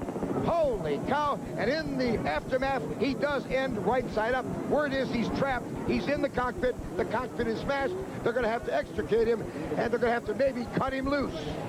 Apparently, the canopy, the F-16 canopy that covers the driver, appears to have broken. Now, that would have, of course, broken some of the force away from him also. You can see a lot of concern down there in the Winston Eagle pit as they try to go through the flip again. They've only seen it in real time. You have the advantage of seeing it in slow motion, so you really have seen it a little bit more than the crew has at this point. There you can see they've actually had to break the roll bars that protect the driver to get Mark Tate out of there. Chip Hanauer has to be very careful now. This is a replay. This is what Chip saw, and he has to avoid the boat that's upside down. And I'm very glad, Dick, that the Winston Eagle ended right side up with that driver trapped, and we are getting a report that he is okay, but he seems to be disoriented and has suffered some injuries. To what extent, we do not know. There you can see a very concerned owner of the boat, Steve Woomer. They got the driver out, Mark Tate, and they are bringing him back in the rescue boat. Oh my goodness, look at that. Look at the cockpit on that boat. I have never seen anything quite like that. It's going to take us a while to get going here, so let's take a timeout and we'll come back with a restart of the final heat from Lake Washington in Seattle in just a moment. Taking a look at the Winston Eagle, brought back to port here on Lake Washington. Boy, is that cockpit smashed up. Eric Steelau leads our safety team on the course. Dick Crippen is with him right now. All right, Eric Steelau was the first man on the scene out there. Yeah, when we initially arrived, the boat was upright. The Winston was upright, but the canopy was crushed in on top of the driver. Mark was initially unconscious. We had to cut the canopy off of the boat to extricate him, and during that process, he did regain consciousness. Mark Tate will be now lifted by United States Coast Guard helicopter to a local hospital for a checkup. Let's go to Steve Woomer, the boat owner. He's with Dick Crippen. Let's find out what he knows. So far, so good. A couple of broken shoulders, maybe, and everything else all right now. It's going to be another hour or so before we know, all the test results. But we're pulling for Mark. He's our racehorse. Yeah, Steve, we're pulling for him, too. We'll have official word from the hospital, and as soon as we do, we'll pass it on to you. For the restart of the winner-take-all final, Miss T Plus on the inside, followed by Kellogg's, Cooper's Express, Miss Budweiser, American Spirit, and the Tide. And that's from the buoy line out as we look for the restart. Now the green flag is up, and we are go for the restart. And there goes Miss Budweiser. There's an aerial shot. We want to thank Cairo TV here in Seattle for some great aerial work today. The Miss Budweiser is the lead boat coming down into the turn. She has to be very careful to hold the lane on the outside, leaving enough room on the inside for the two boats that are racing there. So right now, as we look at our field, the Miss Budweiser is the lead boat on the backstretch in lap number 1. We've got a little problem developing. The rooster tail has gone down on the Miss T Plus. She's still going, but slowing down on the course. A disappointment, I'm sure, to Steve David as he watches the rooster tail of the Miss Budweiser go off in the distance. The T Plus comes to a stop on the course. The new boat going well. It just didn't have it for the final. And that'll move Kellogg's Frosted Flakes with Mike Hansen in the second. Behind this boat, the leader. It's a 5-lapper in the finale, and he's averaging about 137.6 miles an hour after lap number 1, Dick. I don't think he's going to leave any doubt as to what he wants to do with this race. He wants to dominate it from start to finish if he can. This has been the kind of day Chip Hanauer has nightmares about. The boat just has not responded in one of the races. He says he didn't respond in the first race, so it's been a rough day for him, but they've got the boat out in the lead now. Second place from Madison, Indiana, Mike Hansen in the Kellogg's Frosted Flakes. And if this Hall will win today, he'll tie the all-time Hall victory streak as we look at Mark Evans in the American Spirit in third place. Budweiser, 87 Hall, will match the Blue Blaster, Atlas Van Lans, and Bill Munsey, who has held that record of the most winningest Hall in the history. That'll be matched today. And it is a beautiful sight as the Miss Budweiser comes down with the sun high on the sky over Seattle and Lake Washington. A beautiful day. Cooper's Express is trailing the field at this point in 5th place, still holding in there. The Tide boat now running in 4th is Nate Brown. He had a bit of a rough start in that boat last week in Pasco, Washington. It flipped, but the crew worked hard on it then to get it ready for this week. Then they had more damage on it in the first heat, but they've got it riding in 4th place. They've got to be feeling pretty good about it today. Chip Hanauer started his racing career in the small outboards in this very city. He's from Seattle. A lot of hometown family and friends waiting to see him take his 7th consecutive checkered flag on the RC Cola Series 93. And there it is. The waves go up from the shoreline as a hometown driver in a hometown boat takes the win here in Seattle. We'll be back to talk to the winner of the Texaco Cup in just a moment. It's been a beautiful sunny day here in Seattle, and leave it to our cameras to find the only cloud in the sky over Lake Washington today. Look at this beautiful shot of Mount Rainier, and here's your final lineup, the way they finished today. Let's go down to Dick Crippen in the pits. Look at these smiles. This is happy. Now, we're through with this, well, just another win. These guys on your team had to work for this thing today. Yeah, I didn't do them proud in the first heat. I wasn't very good. And then we had to dig ourselves out of it in the second heat, and we did. And then we had a shaft break going into the final, so we didn't have much of a lane choice. We were in lane 5, not my idea of a good lane. But we got through the first corner good. We had a great race going with Winston, and then he crashed. And, you know, we're real happy about this race win, but I think the biggest thing we're celebrating is Mark's health. You know, first and foremost, Mark is a friend, and when you sit there and see a friend go through that, it affects you. And I'm afraid I was a little bit affected until they told me that he was fine. Okay, Bernie, obviously this means the string continues. What a guy this Chip is. Let me tell you that we're just really glad for Mark Tate, because Mark he was out in front of us, and he had a win going for him, and there's no one entitled to a win any more than he is, but, you know, Chip's going to make him earn it, and so we just was real sorry that happened, but he's good now, and I know he'll be in San Diego giving us another run for our money. URC Chief Medical Officer Dr. Keith Peterson, good news. No broken shoulders, a couple of broken fingers, lost a filling. Mark Tate is going to be okay. Now let's take a look at the O'Doul's High Point Series Championship lead. It's 2,699 for Bud over Winston. Kellogg's, with a fine showing today, pulls within 84 points of second place in the O'Doul's Championship. Jim, any of the folks that want to get more information about the Unlimited Racing, they can write the Unlimited Racing Commission at 414 Pontius Avenue North, Suite C, Seattle, Washington, or call the number on their screen. Capacity crowd saw a great race of competition, and Dick Crippen, the Canopies, once again, I believe, saved the life. Yeah, I don't think there's any question about it. Mark Tate is going to talk about that. I'm sure that the canopy really was the difference in his accident today. It looks like the boat is going to be totally damaged. I don't think they're going to be able to repair that one, but they've got another boat that they can go to, so maybe they'll do that. But they've got 6 weeks now, so, you know, they've got some time to fix things up. Is this course deceptive? Steve Montgomery, you live out here. You've seen many races.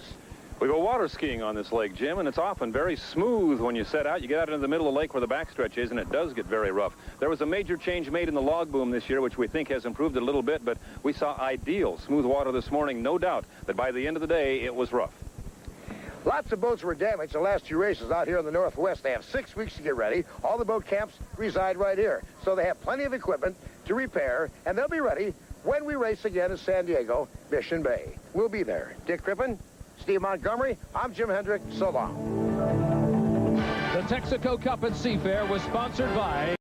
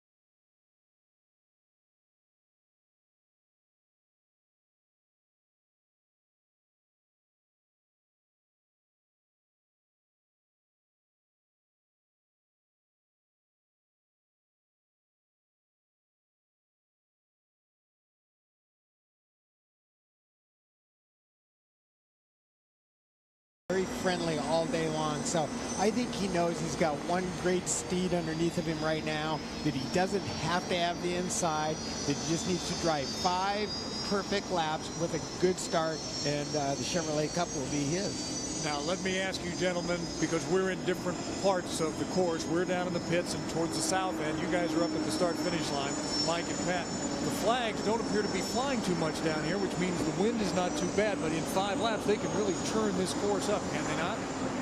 This race course gets very rough regardless of whether there's any wind, even rougher when there is a wind. Right now we have a very, very soft breeze out of the northeast. It's not going to be a factor as far as wind is concerned on any part of the race course. That can change, of course, in a heartbeat, so it could still be a problem. I was looking at some of the flags out on the log boom, and they're really quite limp as well. I don't believe we've got any wind problem. The race course is in excellent condition, but that also means that particularly in turn 1, after you go around one time, there is going to be a tremendous sea of waves and rollers down there that are just going to stand there and wait for you the next time around. You can see these, what we call parallel rollers. So you can see those wakes on your screen there. Those are the wakes off of each boat, and they just pile up every time a boat makes a lap. It adds to the collection of wakes. So by the time they get to the first corner, that first corner is going to be all cut up from those wakes, and it's going to be rough, even though there's no wind blowing. Ladies and gentlemen, Jack in the Box offers cheeseburgers and congratulations to the fastest qualifier here in the Chevrolet Cup final at Seafair. Is he unstoppable? Well, last year we thought he was, and it turns out that Oberto won. But this year again, he's still the top qualifier. Dave Vilwalk in the U1 Elam. Fastest in this heat, fastest here at Seafair this year. And for the best in fast seafood anytime, or fast food anytime, stop by your nearest Jack in the Box today. J. Michael Kelly's cowling, his snorkel cowling is flapping around already at low speed. It's become disconnected. This is going to be a problem for him when he starts to pick up the pace here in just a few moments. This also gives us a chance here, just under 3 minutes, to talk about the starting sequence. The rules are different this year. You have to be on a plane at all times. If you start pushing water over the front of your sponson for longer than 5 seconds, you can be disqualified. You can be sent around an extra lap, penalized for the process. The boats are going slow right now, and some of them are pushing a little water, but they'll be told literally by their radio guys, hey, the officials say step it up. You must therefore increase your speed. That messes up your anticipated starting sequence to a certain extent, because you're being prodded a little bit, which is a little bit different from the way it was when the boats were able to just creep up at the start. But they're all hunting each other now down in that lower corner. At this point, the hot dogs, with the exception of Jeff Bernard, are hunting each other out. At low speeds, they are staying on each other. Theoret and Steve David, for example, you're looking through Theoret's window as he passes Dave Vilwalk for a moment, but they're going around and around and around. Sooner or later, they're going to take the jump into the lanes they want to go for. They're all too early to take the first lane yet. They're early again. Dave did a great job getting the inside. So then John Theoret got ahead of him to move over the inside. Now, where they are right now, they should be actually a minute from now. They are way early. We're seeing a repeat of last year. Now, if somebody's really smart, like, well, I'm sorry, but Kip Brown has to stay behind, but somebody should stay back and slingshot these guys. Look at how slow he's going. Let me tell you, that boat is off plane right now, and for longer than 5 seconds, and several of them are. Now, we could in fact see an enforcement. It happened a couple of times in final heats in the earlier season, and if we do see an enforcement, fines may already have been, or that is, infractions may have already been incurred. So we'll have to see just exactly what happens. Again, we're going to go around 5 times here. So early, Mike, there. So early again, because everybody believes they have to have the inside. So somebody's got to be smart enough to hang back here and get a run at the start. So when these guys that are coming up earlier hit the line at 100 miles an hour, they hit it at 150. But they are now committed as they pass that yellow buoy going into the turn there. They must now hold their lanes as they come around, and Jean Theoret has got the inside lane next to him. It's in lane number 2. It looks like it's going to be Jeff Bernard. Now let's see exactly where they're 10 seconds early, Mike. You should be there at 10 seconds. Yeah, you should. No, it's not Jeff Bernard on the inside. It's going to be Theoret, and right next to him it's going to be the Elam. Jeff Bernard is in lane 4, Steve David in lane 3. Here they come. They're going to try to ratchet up the power curve here to get to the line. They're going to make it all right with a legal start. That isn't going to be the problem, but not everybody's at the kind of speed they want to have. Thioret's in a good position right now, though, on the inside and holding Dave Villwock off to the left, to the right of him, rather, on his hip as they come through that corner. Stephen David lagging back just a little bit, and Jeff Bernard, the fourth boat in that particular picture, as they get out of that turn, Chip. Well, I tell you what, Dave Villwock's got his hands full now. He's just got to rely on his boat being a superior piece of equipment and just drive around the outside of John Thioret with sheer boat speed and power, and you're starting to see him do it right now. Well, he's staying right with him, that's for sure, but the question is, does he really have enough power to do a blow-by there? He's actually lagged back just a little bit now. Thioret gets off the corner, and now Dave Villwock is trying to get on the throttle. In the meantime, great battle for third and fourth also between Bernard and Steve David back there on the outside. Pat, what's the speed? 145.565 for Thioret. Into that corner again, and Thioret's got him handled right at the moment, Chip. I tell you what, he stretched it out from one lap to the other. I'm going to start calling John Thioret Mr. Final Heat. He always can reach down somewhere and find something spectacular and come up with it right when he needs it. Now Dave is in big trouble. I don't know that he's got the power to power around him. Jeff Bernard just passed Steve David out of that corner. Now Steve David's trying to come back on him. Jeff trying to pick up points on him there in the battle for third and fourth. Jean Thioret coming out of the corner here on lap number 2 and in control of this by almost a rooster tail now. It looks like Dave Villwock does not have the beans to be able to catch him because he's actually pulled away a little bit further. Jean Thioret in the checkerboard Beacon Plumbing comes across the line, and what's his speed, Pat? 140.449. It doesn't get any better than this. Look at that battle for third and fourth. Dave is falling into the clutches of Steve David. Steve David is coming up. Well, now he's going to have to go to the outside of Dave Villwock. He was starting to fall into the clutches of Villwock. He had an awful lot of water there as he came through the rooster tail, and that really slowed him down, and that allows Jeff Bernard to try to take another shot at him. So we got 2 races going, first, second, third, fourth. But in first place, right at the moment, John Thioret has just played good and out of town here as far as Dave Villwock is concerned, getting further and further away from him, just virtually outrunning him. Now Steve David once again is taking a shot at the Elam as he pulls into the last part of the spray of the rooster tail. Here comes Jean Thioret down the front straightaway now, rooster tail and a half ahead, and continues to control this final heat. This team. I'm sorry, go ahead, Pat. He turned the last lap at 136 miles an hour. So the team is backing him down. The team sees that Dave is falling back. They're just telling him, save the equipment, don't make a mistake. But he's got to keep the pace up because it's not beyond Dave to sneak up there. John Thioret is a phenomenal driver. He's not a good driver. He's not a great driver. He's a phenomenal driver. If he can pull this off, to win the Chevrolet Cup 3 out of 4 years with, frankly, an underdog boat, that's something amazing. He was ahead like this in Tri-Cities last week when he threw a prop. And, anything can happen. And Dave has made some of it up again. He has made some of it up. In fact, John's got to be thinking about, I threw a prop in Tri-Cities last weekend, right about where I am right now. Dave has pulled a little bit closer to him. Actually, he's making a huge mistake right now. John Thioret is running inside the water of Kip, and here comes Dave Villwock. John Thioret needs to move outside of that wake. He's got to move outside of that wake right there. He's moved outside of this wake to try to get into some good water. Nope, he's laying right in that way, in that rough water, and that's going to hurt him. But I think it's too late for Dave Villwock. I think you're right. He is to the outside now, and he probably heard you talking to him there because he's actually coming up fast enough to lap Kip Brown if he continues at this pace. But Jean Thioret looks like right now, and unless he's hearing any kind of footsteps or gremlins in the engine compartment, that he's going to be another winner on Lake Washington. I had a bit of lunch with him today, and I said, can you win? And he just smiled at me, this big smile that said, yeah, I can do this. Indeed he can. Here's the checkered flag. Jean Thioret wins the Chevrolet Cup at Seafair for the 3rd time. The French-Canadian in the Beacon Plumbing from Seattle is your winner. Dave Villwock second in the Miss Elam. Oh boy, Oberto, last year's champion, in 3rd place overall. And coming down in 4th place and having a rough ride of it also is Jeff Bernard. Let me also say John Thioret had the race won last week when the propeller let him down by doing the same thing. The guy's a phenomenon. He certainly did. And, of course, this is the guy that has forced Dave Villwock off of his game plan time and again, and he does it almost always at Villwock's expense. It is. Dave has struggled. You know, he struggled when John Thierret came to this sport. It's really made Dave's life very hard, and it's going to be interesting to hear what Dave has to say. Basically, John got the inside from him. I believe John was in front of him at the start line.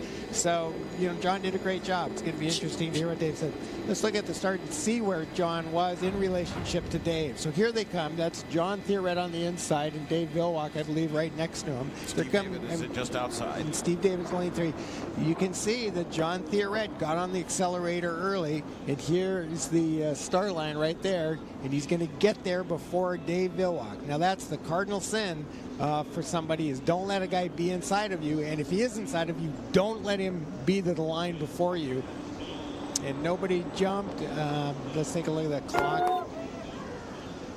Here's they come to the line, no jumpers. Pretty the clock nice. was fine. Pretty good nice start there for everybody. I tell you what, we saw Paul Becker drive what I think was a perfect race. I think we just saw another perfect race by John Thierret. But interestingly, Chip and Mike, you guys were talking before they hit the starting line about how the kinds of decisions that were being made to almost go off plane and to almost stop just to get that inside lane, but it was worth it for John Thierret. It was worth it, and they're actually now designing the boats to do that. In the old days, the boats wouldn't go that slow, and they are actually now designing that into the boat. So apparently there might be a penalty. We don't know exactly what at this point, but we have heard the word penalty batted around, so we're waiting to hear from the officials. Well, Chip, whether there's a penalty or not, I got to tell you, we're looking at a sport where no one any longer dominates. I remember the years of always Budweiser, always Atlas Van Lines. We come out here now, 4 or 5 boats. We don't know who's going to win. It's so exciting. It really is, Pat, and I'm glad I'm not driving right now because there's too many good boats, there's too many young, good drivers, and it's tough to win. If there is a penalty, it occurred before the start when the boats were going very, very slow. And I mentioned at that time that there was the possibility that this time the slow boats would be enforced. If that is the case, that's where the penalty would have been on the back chute. But, Mike, they did give him the checkered flag. They gave Thierret the checkered flag. Elam is celebrating as they won. So that's what I'm talking about. It's Thierret that they may have the penalty, but let's find out for sure. The 37 was penalized, so it is not the winner. The Elam is the winner. Oh, Dave Villwock pulled it off. Apparently, John Thierret, I have to believe it happened during that 1.5 minute period that Dave had the lane, and John probably came in front. That's my guess. But you know, the thing that concerns me here, is that almost every one of those boats were off plane and could have all been penalized equally. You see him pushing the water over the recovery area. He's virtually off plane. There's no question that he is. Yeah, but I agree with you, Mike. I saw a lot of boats going about the same speed. Elam was off plane. So was Steve David. They all were off plane, and that becomes selective enforcement. One might say, well, you know, one of them was bearing the nose of the recovery area of the sponson, and that was really, really, really off plane. It's kind of like underneath the basket. You could call a foul any time, but the reality of it is that they didn't call that at any time. They called it in the final heat when it all counted. Yeah, Mike, let's head down to the pits and find out just when Dave Villwock found out that he was declared the winner. Dave, or Bill Rocky's got him. Thanks, Steve. Dave, when did you know that you were the winner? Right in the first lap, they said 1 lap penalty, so I was chasing him down there, and then they said 1 lap penalty, just take it easy, take it easy, take it easy. You got like three rooster tail lead on Oberto, so we just backed off then and defended against Oberto. What's this mean to you? It's been since 2004 you won. For this team, and for the Ronald McDonald's house, for Mazak, for the Haas family, for the Elstrom family. It's an awesome feeling.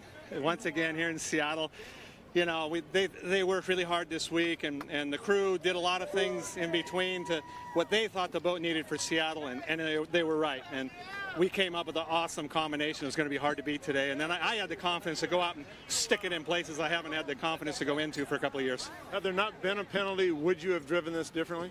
Oh, yeah, I could have gone around him. Good job, Dave. Yeah. You could have gone around him. Yeah, we were pulling him, and, you know, it was really in the first half a lap, really, that they told us they had a 1 minute penalty. Right. Okay, well, congratulations, Dave. Steve?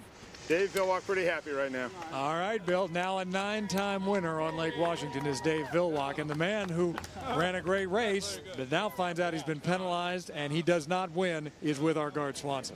Thanks, Steve. It was a very weird thing. I mean, everybody's high-fiving each other, and then all of a sudden we find out about the penalty here in the Beacon team and the Beacon crew. And Dejan, tell me when you found out and what happened exactly. Well, apparently I was told I was off plane before the start, but as far as I'm concerned, I was going the same speed as everybody else. So why am I getting penalized for off plane and the other guys are not? Well, that's what Chip Hanauer and Fitzsimmons was talking about. They said it's kind of like a selective officiating. Is that how you're feeling right now? Absolutely, because I just feel it's unfair. We're just all going the same speed, and I had the inside lane, had a great start, and the race was done there. And there's nothing really you can do about it right now. Well, maybe we're going to appeal it, but I know there's the thing that's nice here in Seattle. We have Carroll here that's got helicopter shots, and I think we can prove our thing. But right now it's on a hold, but it's very disappointing. But thank God for this race here, and we did a good job. The guys did a fantastic job. Beacon Plumbing, an American Family Insurance. We're all happy, real pleased for them. But also we're disappointed to get that penalty for nothing. And it is disappointing for you guys. You get snake bit over in Tri-Cities where you lose a prop, You're winning, and then all of a sudden you come in here and everybody thinks you've won it here on the shore, and you haven't. Yeah, exactly. It's a big disappointment, but we'll see what we can do about it. But you're proud of your crew. Absolutely. These are the best crew in the team. In this whole pits, these are the best crew we got here. And I give all the glory to him and to my Lord and Savior, Jesus Christ, for this weekend. All right. Thanks, John. Thank you. Guys. John.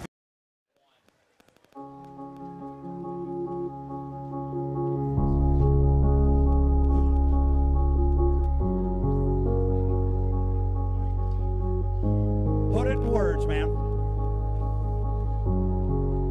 I mean, I'm speechless. And,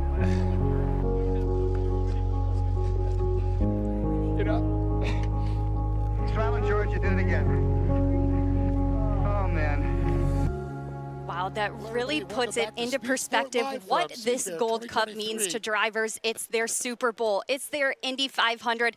And joining me here at the Speed Sport Live from Seafair, presented by Toyota Desk, is 2 Gold Cup winners and the 2 championship contenders coming into this weekend. Guys, we just saw that video and how all this means to the sport. Take me through the moment you won in 2022 and when you won in 2016. The moment was unbelievable, for me to get my name and my team on that trophy. What a special day, the really big thing about that for me was I had just lost my dad, a couple weeks before that. And when I had to fly home from testing to when he was going to pass, and I told him I was going to go to the Gold Cup and I was going to win, and we went down there and we did just that. So it was a really special day for me and my team, and I can't wait to get to go out here and battle for it again. What a special moment for you, your dad, your family, and team. Wow, that is truly incredible. J. Michael, what about you in 2016?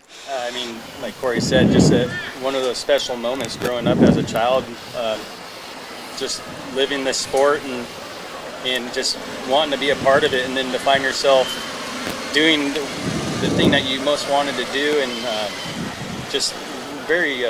it was just a special moment to win that Gold Cup and hoist it above my head and share that with my team. And I count Corey's as a Gold Cup for me too, because I feel like I had a lot to do with that, bringing them into this sport, and that was a special day too. So both of them are really special, and that's why we're here. And this is we're lucky to get to do this. Absolutely. And you mentioning your guys' relationship. Corey, you mentioned previously that this is a full circle moment for you both. You went from kids on the schoolyard to now both being Gold Cup champions.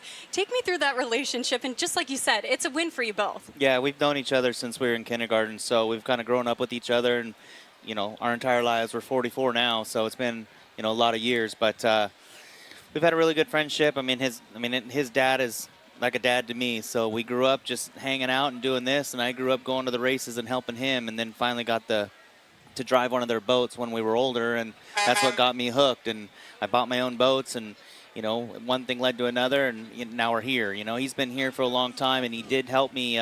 He helped me get here. I will say that I was a part of his Gold Cup too. We were down there and over there in Detroit, and he had just got me my very first ride. The first time I ever drove a unlimited in a heat was there in Detroit that weekend that he won, and we were a 3-boat team that year for that race, and I watched him just motor by everybody, and there was no doubt in my mind he was going to win that. We knew Mike was winning before we got to the first turn because he was gone. And so it was, I just sat in the cockpit and I just looked out the side window watching him go by.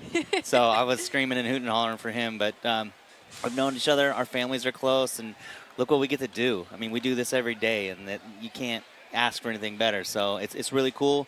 I'm happy if he wins. He's happy if I win. His dad's down there excited for me, giving me big hugs. I mean, you can't ask for anything better than what we got going on right now. Yeah, I would say so. And, you know, kind of coming into this weekend, you two were the top championship contenders coming into this weekend. You were only 19 points apart. And now, after a heat and qualifying, you take over the lead going into the rest of the heats. But what's the mindset going into this weekend, especially since not only is it Gold Cup weekend, but it's championship weekend? Yeah, no, I came in with a 19-point lead. For a short period of time, I was on top. And, you know, my teammate took that away, but that's why we're here. You know, we're here for each other. Our team's one big team, and at the end of the day, our goal is for one of us to win a championship, and even more so win a Gold Cup. That to win a championship and win a Gold Cup, if our team accomplishes that, that says a lot about our race team and what we've done these last few years.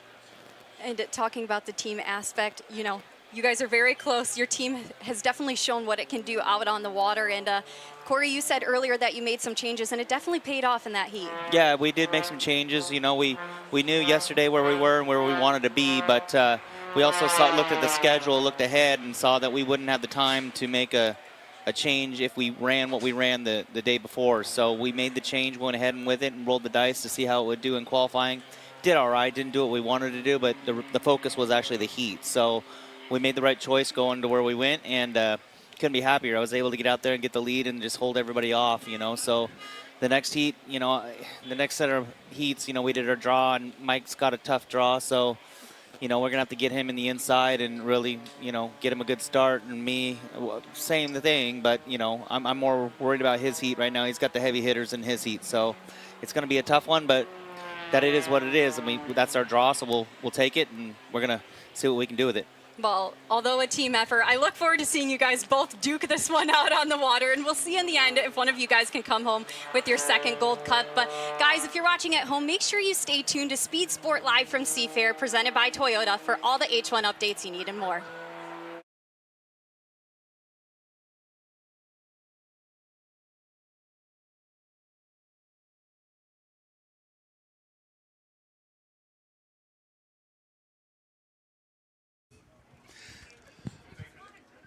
Good afternoon, race fans. Alongside Lake Washington here at the south end of Lake Washington and the Stan Sayers Memorial Park. This is Brad Luce, along with John Walters and Kim Meredith. We are getting ready for our Heat 2A. Third heat of competition for our H1 Unlimited hydroplanes. John Walters, we are inside 7 minutes until the start. In fact, we're 6:40. The boats are in the water. Drivers are in their seats, just sitting there getting last-minute instructions, going over what it is exactly they want to do in this heat.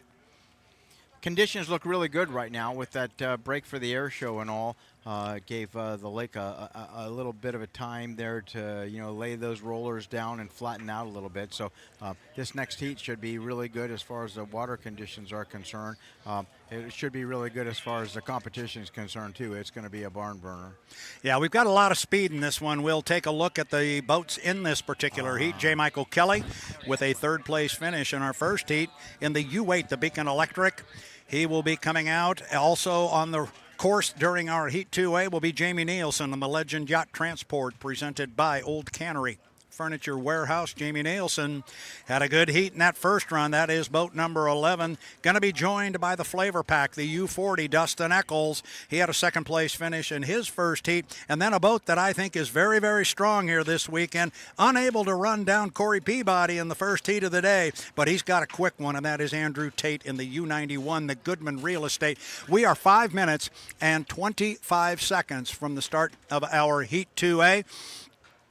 We will watch the countdown closely as we get close, try and give you a countdown over the last 5 seconds. For those of you along the shoreline who would like to set a watch, we will mimic the count from the H1 Unlimited referees.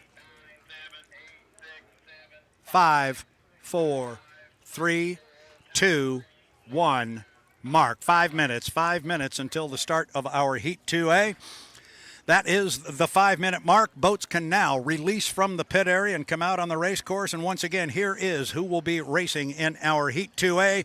J. Michael Kelly in the bright red Beacon Electric. That is the U8. He'll be joined by Jamie Nielsen driving the Legend Yacht Transport presented by the Old Cannery Furniture Warehouse. It is chartreuse and royal blue, trimmed in red. It is boat number 11. Then it's blue and yellow. Dustin Eccles in the U40, the flavor pack, and going to be joined by the black, gold, and white Goodman Real Estate, driven by Andrew Tate. The U91, a lot of speed in this one. Should be a good one. We're coming up on 4 minutes until the start of our Heat 2A, and Seafair reminds you that for your own safety and the safety of those around you, everyone must be out of the water when the hydros are on the Ted Jones race course. So now it's time to get out of the water and enjoy the world's fastest race boats. J. Michael Kelly cuts the course from back to front. A legal maneuver. There's another cut right there, John. He jumped right back over to the backstretch again. A legal maneuver by J. Michael Kelly. Yeah, I think JMK is looking over there and he sees Jamie coming up on the inside lane, and Jamie's been really good at it, getting that inside lane and making great starts. So I think J. Michael knows he needs to have the inside lane here in order to win, and so he's not going to let Jamie get too far ahead there. I think he's just going to pace him here, and you'll see a real battle there. Down at the lower end of the race course, Dustin Eccles driving a flavor pack, and boy, did he go deep into that lower corner. Watching the clock, everybody is. Remember, for those of you who are new or may not remember from this morning, the lanes are not assigned when they leave the pit area. They are fighting for those lanes, and this is what we call the milling period. John Walters, sometimes referred to as the race before the race. It definitely is the race before the race, and like I say, I think that you're seeing one going on here right now with Jamie Nielsen and J. Michael Kelly. J. Michael's working real hard to move over and take that inside lane. He's just kind of pacing him behind there, and now you see Dustin, cutting across the infield here, looking to get into the hunt for that inside lane as well. So right now they're all in really good shape. Like we talked about in the earlier heats, you want to be about the apex to the exit pin or the first turn there when the 1 minute gun goes off, and then you can cruise down the back straightaway, and it's only about a 7-second run from the exit pin to the starting line. And you were talking about J. Michael Kelly and Dustin Eccles maybe trying to find a way inside of Jamie Nielsen. Meanwhile, radio personnel to Jamie Nielsen are saying, don't move, oh, look at this, look at Andrew Tate. He's going to jump over to the backstretch. Now, Andrew does not have a right-of-way here. He's got to be careful, and J. Michael Kelly went right through the rooster tail of Andrew Tate, and I'm telling you right now, the officials are going to take a look at that one. The boat that is on the straightaway has the right-of-way. J. Michael Kelly had the right-of-way there, and it is going to be a question about Andrew Tate. A boat entering the course from the infield does not have the right-of-way. I'm sure the officials are going to take a look at that. We'll call them the way they are on the water. And at the top end of the race course, it is Jamie Nielsen. He is right now in lane number 1. Kelly is in 2. It is Andrew Tate in lane number 3. Watch him come off the top end of the race course. But we're still a minute 30, still a minute 35, John, until our start. So they got to go all the way down and around again. Yeah, they're going to cruise down here, staying above that 80-mile-per-hour minimum, trying to establish and hold these lanes. Like I say, if they can get down to the first turn here about the apex when the 1 minute gun goes off, they'll be in great shape. You'll see them accelerate and start up the turn. Now, they can still change lanes until they get to the score-up buoy here, which is the entrance pin of the second turn. Up at the top end of the race course by the floating bridge. So you've called it about 1 minute. They want to be down at the apex of the lower corner. That's where they are right now with 2-1 mark, 1 minute. And it is Jamie Nielsen sitting in lane number 1. He is in the Legend Yacht Transport. Then it is J. Michael Kelly in the Beacon Electric. That's the red boat in lane 2. Coming up behind them is the predominantly white boat, the Goodman Real Estate, with Andrew Tate. And it looks like making a charge on the outside is going to be Dustin Eccles in the U40, the flavor pack, 37 seconds. John, as they go up the backstretch. Yeah, they're all in pretty good shape right here. Actually, from J. Michael K back, they're in excellent shape, and you can see they're going to start accelerating, getting after the power here. They're going to have a little bit of a speed advantage by the time they get to Jamie up there, but he's still in control of this field right now. Jamie Nielsen is in 1. Kelly is in 2. Tate is in 3. Eccles is on the outside. They are at the exit pin of the corner at 11 seconds. So they're going to have to hold back here just a little bit. We are inside 10 seconds. Now they start to come up on the power curve. Going to be a pretty start. We are 3 seconds, 2 seconds, 1 mark, and we are racing in Heat 2A. The start appeared to be good, but we'll monitor the radio, and it is going to be Andrew Tate and J. Michael Kelly that are going to get down here first, and they are literally side by side. But once again, Jamie Nielsen with the lane position on the outside. They're going to come off the corner 3 wide. The start is under review. We'll keep an ear to the radio. Look at them 3 wide down the backstretch, and now J. Michael Kelly in the Beacon Electric starts to move out a little bit on Jamie Nielsen, but he's bringing Andrew Tate with him. The two of them are tied together as they get to the top end of the race course and enter into turn number 2. Nielsen with the lane position on the inside, but boy, John, we got a barn burner on the outside. Yeah, we absolutely do, and Jamie's got the inside lane, but he's really having to watch himself as the other two boats have got overlap now, and they're starting to put the pinch on him, hoping he'll have to back off the throttle, and then they'll give them a clear advantage to move over to that inside lane. One lap in the books with 2 more to go. It was J. Michael Kelly by about a boat length and a half, but now Tate has closed that up. He's basically pulled up alongside Mike. The two of them are going to come off the lower corner virtually side by side. Looks like one boat, but now we see a little bit of white. We can see Andrew Tate, Goodman Real Estate, Beacon Electric tied together up the backstretch, and watch on the outside. Dustin Eccles in the flavor pack. He's not being lost. He was in 4th place. He has now moved past Jamie Nielsen as they get to the top end of the race course.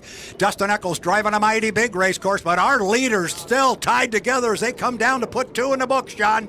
Yeah, as they come down this straightaway here, J. Michael Kelly's got the catbird seat. He's, the inside lane, even though he's not in lane number 1, but he's able to, keep Andrew on his hip right there and really control the race course. The boat is accelerating good. They got great boat ride. Boy, I'll tell you what, Andrew Tate really flew the 91 as he got down to the corner. Kelly's going to come out first. Now he's opened up a little bit of water on Andrew Tate, making about 4 or 5 boat lengths. I'm telling you, Dustin Eccles not going away in 3rd, but I don't think he's going to have enough time to run down Andrew Tate. J. Michael Kelly, you heard John Walters say he is in the catbird seat. He's sitting on an inside lane. He's just got to negotiate this north turn, come through clean, come down, and he will pick up a checkered flag and an apparent 400 big points, and that's going to be huge in the national high point standings. We'll get to that later. Here they come, top of the course, come down to put 3 up and 3 down. Checkered flag flies. It is J. Michael Kelly in the Beacon Electric. He will finish first. Andrew Tate will come across in 2nd place. A hard-charging Dustin Eccles will come across in the U40, the flavor pack.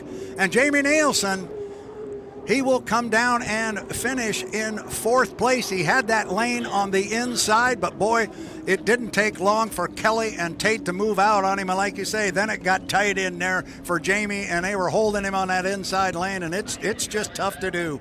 It is tough to do, and even Dustin, he appears to have top end on everybody here, but boy, this is a big race course, and if you're on lane 3 or 4 like that, with only 3 laps to accomplish it in, it's difficult to drive by them. And typically, when you've got top end on everybody, you don't have the bottom end, and you don't accelerate as well. And on this big, wide race course, that's really what you want, is the bottom end. You want to be able to get through the turns well, just squirt off that exit pin, and pull hard all the way to the next turn. And I think Dustin maybe has a little more gear, or maybe just a little bigger propeller than he needs right now, and they'll make some changes. They'll be better.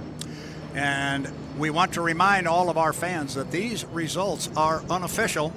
That's the way they finished on the water, but we still may have some questions about what happened on the water. And John, if you look down into your right in front of Ms. Meredith right there, you're going to see the driver's rep has been asked to come to the 8. That would be J. Michael Kelly. They have requested the driver's rep.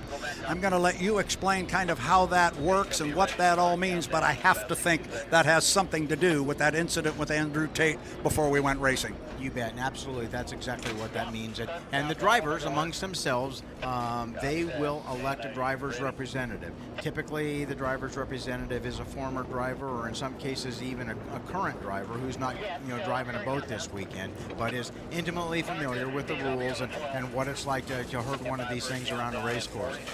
You saw Andrew cut through the infield here, and he drove onto the race course, which made J. Michael Kelly, jump up in the air there, and you'll get a little bit loose. It's sponsored by Beacon Plumbing, and they're running really strong right now, but that was kind of a dangerous move, and he did not have the overlap, and they do not have the right-of-way when you come out of the infield like that. So they've called for a driver's representative, which is how you make your official protest. You don't go directly to the chief referee or anything like that. You plead your case to a driver's rep. The driver's rep then takes it to the chief referee. They'll take a look at these on video, see what happens, and make a decision, and there very well could be a penalty involved. And that could be big, because Andrew Tate just unofficially finished in second place. If there is a penalty, that could move him all the way down to fourth. That is going to leave a mark and some pain with the points, not only for this particular race, but also for the National High Points Championship. But that's why we have the officials. They are a floor above us. We will let them sort that out.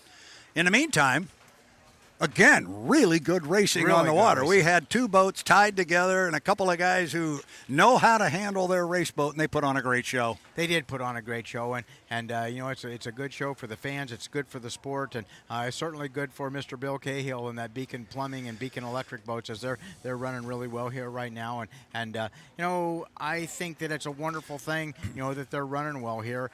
When you look at the fact of the matter, in the old days, the boats used to represent a yacht club, and that yacht club would determine, when they won, if they won, where they wanted to defend their trophy. Later, it became a thing where it was the highest bidder, and it became a money thing and all that. And we owe Bill Cahill and Beacon Plumbing a great deal of thanks and gratitude for bringing the Gold Cup back to Seattle. He is the man, he is the company, and it's his money that made the difference. So thank you for that, Bill Cahill and Beacon Plumbing. Yeah, and just to maybe bring into a little bit of perspective just what boat racing means to Bill Cahill and to the Beacon Plumbing and Beacon Electric organization and company. You've got the two boats down there that we're looking at on the monitor, the Beacon Plumbing, the white one that is going to go out right now with Corey Peabody behind the wheel. You got the Beacon Electric with J. Michael Kelly, who just won that heat. Our Heat 2B that we're going to run right now is sponsored by Beacon Plumbing. And as you just said, it's Bill Cahill and Beacon Plumbing that stepped up to make sure we had the Gold Cup here in Seattle. Bill Cahill, Beacon Plumbing, thank you very much. 7 minutes and 50 seconds. 7 minutes and 50 seconds. We are already on the clock until the start of our Heat 2B, presented by Beacon Plumbing. Quickly looking down our list of boats that are going to run here, we're going to have the U1, the Miss HomeStreet with Dylan Runny, the aforementioned Corey Peabody in the U9 Beacon Plumbing, the Graham Trucking Bright Red, Bobby King looked really strong in the first heat. He's going to be out in the U12. And then the U60, the Beast Unleashed, presents Miss Thriftway with the rookie Gunnar O'Farrell. Once again, he's going to have to start 5 seconds behind the clock and on the outside. Yeah, Gunnar's picking up some seat time here. He's picking up a lot of experience against, some of the best race drivers in the world here, and guys that, have won championships, won Gold Cups before. And I know that he's looking at that. He's learning every time he runs the boat. The crew, doesn't have a lot of experience this year, so they're working, trying to catch up and find that combination that will help put them in the final heat tomorrow, go racing for the Gold Cup. 6 minutes and 45 seconds to the start of Heat 2B. Man, Seafair's doing a great job. This schedule is packed. By the time, we're not even done talking about the previous heat. The next one is already on the water. We're inside a countdown. When this is done, Mark Christopher down to your left, he's going to yell at us and say, give us the mic. We got the air show going. Seafair's doing a good job keeping an action-packed weekend in front of the fans. They are. They're keeping things going, keeping things moving, and hopefully it's exciting, for the fans to watch all this stuff. I mean, two of my favorite things in the world are, unlimited hydroplanes and airplanes, and we get them both here, so that's really awesome. It is very good. Coming up on the countdown to 1 minute to the 5 minute mark, 1 to the 5. There you go, 1 minute. I will give a countdown to our fans on the beach. We'll have a countdown to the 5 minute mark, at which time our 4 boats can come out on the water. We still have our results completely unofficial on Heat 2A. We're monitoring the official radio, but at the same time, we are keeping an ear to the clock and the officials upstairs to make sure we have the countdown correct for those of you who want to set a watch. We're 5:30. until the start. So inside 30 seconds to the 5-minute mark. Coming up on 20 seconds. Mark, 20 seconds to the 5-minute mark.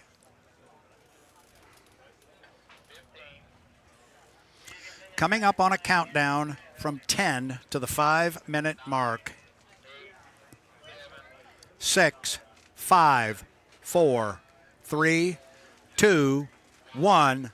Mark. 5 minutes. Green flag on the race course. The boats, remember, have to sit at the dock, and a driver actually has to have a crew member with a hand on the boat at the 5-minute mark before they can take off. But just like that, John Walters, they are coming away from the dock, and that means we're inside the 5-minute mark to our Heat 2B, presented by Beacon Plumbing. Once again, let's run down who is going to come out on the water. And the first boat out is powder blue and white. It is the U1. It is the Miss HomeStreet. It is driven by rookie Dylan Runny. The boat you're looking at on the screen, for those of you on the live stream, the U9, the Beacon Plumbing with Corey Peabody. Nobody has solved the Corey Peabody puzzle yet. He's driving the white U9, Beacon Plumbing, Corey Peabody. The predominantly red Graham Trucking U12, driven by the rookie Bobby King. He is away and up on the race course. And joining him on the race course, I see he is pulled away from the Stan Sayers Memorial Pit area, the U60, the Beast. Unleashed presents the Miss Thriftway with Gunnar O'Farrell. The start of Heat 2B is 3 minutes and 50 seconds away, and Seafair reminds you that for your own safety and the safety of those around you, everyone must be out of the water when the hydroplanes are on the Ted Jones race course. So now it is time to get out of the water and enjoy the world's fastest race boats. John, I've been reading that script to make sure everybody's safe. What am I missing on the water? Well, I think you're going to see Dylan make a real effort here to, get an inside lane and make a great start. He only finished 4th in that first heat there, so he's needing points. And, he dropped a few points to, the other boats there. And we're into the second round of heats here. Only a couple more chances to gather enough heats to get into the final. So I think he's going to make a real concerted effort here to get an inside lane, make a good start, and hopefully win first or second place here. Of course, there's 3 other boats out there that have different plans, and they don't think that they want him in that final heat. So they're going to work real hard to push him around and keep him outside there. So the rookie here in the 12 with Bobby King, he's got some learning to do. He's still learning the boat. He's still learning the race course. He's still learning these other drivers. And then Corey. Corey's got a pretty good handle on things right now. And like you say, he's kind of the main piece in this puzzle right now, and nobody's really figured that out. But I think they're going to pay real close attention to him, and hopefully in their minds they're thinking that they're going to be able to contain him and control him, not let him run away from him. 2 minutes and 20 seconds, 2:20 until the start of our Heat 2B, presented by Beacon Plumbing. Gunnar O'Farrell comes off the lower end of the race course. Behind him is Corey Peabody, and just entering the lower turn is the Miss HomeStreet, Dylan Runny. The boats are spread out on the backstretch right now for our Heat 2B, presented by Beacon Plumbing. Looking at the clock, 2 minutes until the start of Heat 2B, presented by Beacon Plumbing. Top end of the race course, Bobby King. He surprised me, John, in that last heat because he moved to an inside lane, not the inside lane, but he went ahead and said, I'm going to come in here and mix it up with you guys. And he had a nice start. He had a good run in that first heat. He did have a nice start, and like I say, he's no stranger to fast boats and having to race hard. So he's going to come down here a little bit early right now. It looks like he's going to cut across maybe, or at least he's slowing way down, trying to get an inside lane down here and be in that first turn with a minute left on the clock. Yeah, well, what it looks like to me, if he can hold it off and he can keep his speed above 80 miles an hour and get down here, he's going to have an inside lane. He may have the inside lane. I think he's sitting tight to the buoy row right now. 1:10 until the start, and it is. Bobby King is sitting in lane number 1. Oh, this could be a lot of fun. This could be a good heat. We are at 2 seconds, 1 second mark, 1 minute to our Heat 2B, presented to Seafair by Beacon Plumbing. And now, off the bottom end of the race course, Bobby King in the U12, the Graham Trucking, predominantly black, trimmed in red. He is on an inside lane. Next to him in lane number 2 is the U9, the Beacon Plumbing. That's Corey Peabody. He was a winner in his first heat. Then it is going to be Dylan Runny in the powder blue and white Miss HomeStreet. He's going to be in lane number 3. Look for Gunnar O'Farrell in the Beast Unleashed to drop back on the outside. He's way on the outside right now. He will drop back. He has to start 5 seconds behind the clock. I like where they are, John Walters. They were 20 seconds at the entrance pin to the corner. Look at King sitting in 1.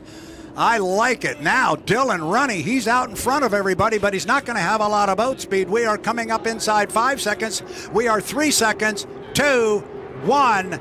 Mark, it appears to be a very clean start. Corey Peabody's going to break the clock. It is a legal start, and he's going to get down to the corner first, but he's got Bobby King off to his left on the inside lane. Look for Corey to stick the white nose out first, and there he is, Corey Peabody. But he's got a left side rear view mirror full of Bobby King. I'm liking this rookie, Bobby King, John. Yeah, I definitely like Bobby. He comes from a long line of good boat racers. His dad, of course, being one of those. He's going to hang right in there. At this point in time, Corey's got enough overlap. He could take the lane, but I bet that he won't. He'll give him plenty of room down there. He's got boat speed on everybody right now. He made a great start leading these guys around the upper turn. The boat you don't see is the HomeStreet, the Miss HomeStreet. He is on the outside. He is in third position. You couldn't see him up the backstretch. Here comes Corey. 1 up, 1 down, 2 to go. Still got Bobby King on the inside. It's about a rooster tail lead for Corey Peabody. The race is going to be for second place. Can Dylan Runny run down the rookie Bobby King on the inside? He's going to have to do it on a big race course, John. He is, and this is a long ways around this race course, but Dylan's got the boat in a good lane right there. He's accelerating really hard. The boat comes off the turns, and he appears to have boat speed on Bobby when he gets to the other end there. But he runs out of straightaway just about the time that he gets in a position to make a move. I'm telling you right now, Bobby King has closed up on Corey Peabody. He's only back by about 4, maybe 5 boat lengths, and he's got an inside lane. Bobby King is making a run out of this on the inside. King right on the buoy row. They're going to come off together. Peabody on the outside. King has taken the lead off the corner, and they're going to be side by side as they come down and put 2 in the books. Bobby King driving the daylights out of the Graham Trucking on the inside. He has moved away from Dylan Runny, who's dropped back in third position. Third and final lap, lower end of the race course. How do we do down here? Corey Peabody found some extra speed. He's opened up about 4 boat lengths. I'll tell you what, I don't know if King surprised Corey or not, but he made a run on that last straightaway. It's hard to say exactly if maybe he snuck up on him there, but Corey's opened up a little bit of ground here. He's given Bobby enough room inside there. He's given him a lane in about a foot, so he's got to get in there and tighten up that radius. Now we're back to keeping an eye on Dylan Runny in third. I don't know if he can run down Bobby King. He's way on the outside, got a big race course to do it. But meanwhile, here comes the leader. Here comes our apparent winner of Heat 2B, presented by Beacon Plumbing. It is the Beacon Plumbing. Nobody has solved the Corey Peabody puzzle. The race for second, it's a doozy, but it's Bobby King by 5 boat lengths over Dylan Runny in the HomeStreet. Holy cow, the rookie just keeps showing me more and more. Top end of the race course, here comes another rookie. We had 3 rookies in that particular heat. Didn't look like it. Looked like pretty good racing to me. Here comes Gunnar O'Farrell in the Beast. Unleashed presents Miss Thriftway. I got excited about that one, John. That was kind of fun. I had a good time. Let's do that again. Yeah, absolutely. That was an excellent heat. And again, I think this is just a preview of things to come tomorrow. It's going to be an outstanding boat race. And, we've already seen some of that. Really good drivers, really good equipment. The water conditions have held up all day today. Actually, this overcast makes it a little bit easier to drive the boat. You don't get that glare off the water and things. And it's been great. So I'm very happy to be here and excited about what's yet to come. What is yet to come, because this is just a precursor to what's going to happen tomorrow. Remember, fans, 6 boats on the front row tomorrow in a 5-lap winner-take-all final. I'm liking Bobby King. Wow, that was impressive.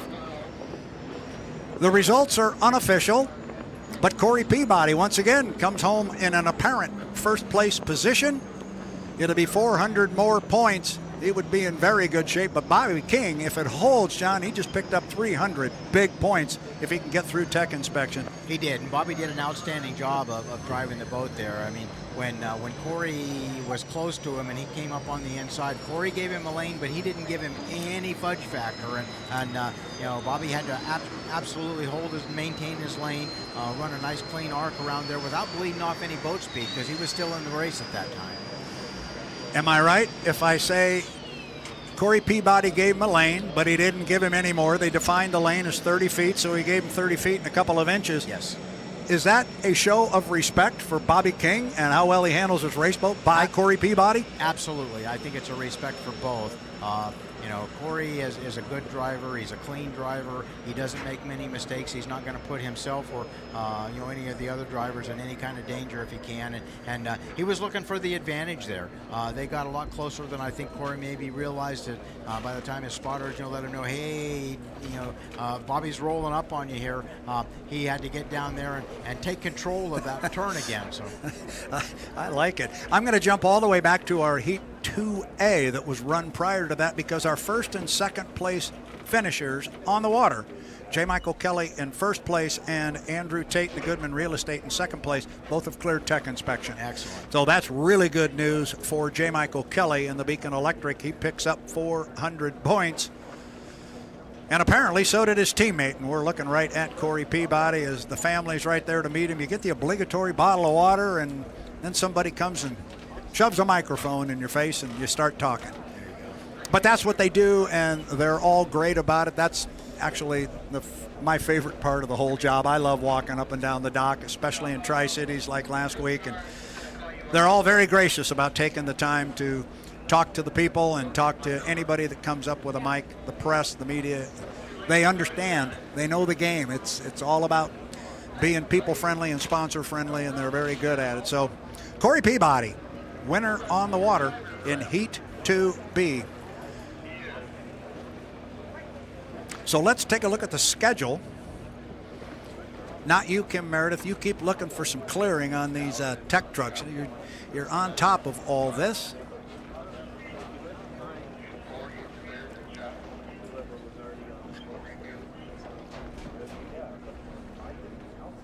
We just got a red check mark, which is a good thing. On the U40, Dustin Eccles in Heat 2A, our third place finisher on the water. He has cleared tech inspection. Next up on our schedule, we have coming up at 1:05. That's not correct. Coming up at 2:45, which will be coming up very quickly. We're going to move to the air show. Our H1 drivers are going to be loaded aboard a boat, and they're going to be taken over toward the log boom. We have drivers' autograph sessions over here. We have the drivers available over here for our fans to see them and interact with them. But those of you on the log boom don't get that opportunity. We're going to take that opportunity to you. We're going to bring the drivers over your way. And then we're going to head up to the skies to the air show, which means I'm told right here at 2:47. So in 5 minutes, we're going to kick it down to Mr. Christopher, giving us a 5-minute warning. And so we'll take this opportunity while Kim checks on the tech truck. We'll take this opportunity to thank some of our all-important sponsors without whom we don't get to have this event. And we will begin with a big one. We're going to head to the air show, and that means Boeing. Today's air show is made possible by Boeing, the company that helps enable all humanity to take flight. Join Boeing's manufacturing team. You'll earn best-in-class benefits, and your ambition will have plenty of room to grow. Go online and apply at boeing.com/Seattle jobs. That's boeing.com/Seattle jobs. Thank you, Boeing. Would also like to thank Barnhart Cranes. Barnhart Crane is one of the largest heavy lift and heavy transport organizations in the United States with over 50 years of service to our community and customers. Barnhart prides itself on providing innovative solutions for its customers' needs. And by NetTech. Most organizations struggle to find effective IT solutions. NetTech has created an IT subscription program that includes the hardware, software, security, and support so employees can focus on their work and owners can get a well-deserved sleep at night. NetTech, thank you for your participation in Seafair.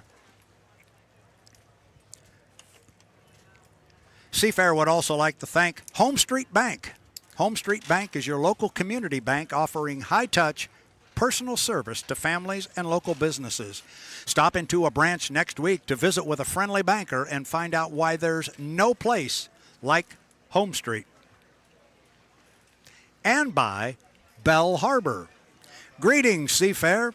Be sure to visit Bell Harbor at our booth next to the pit entrance to learn more about our new senior living campus coming soon to Bellevue.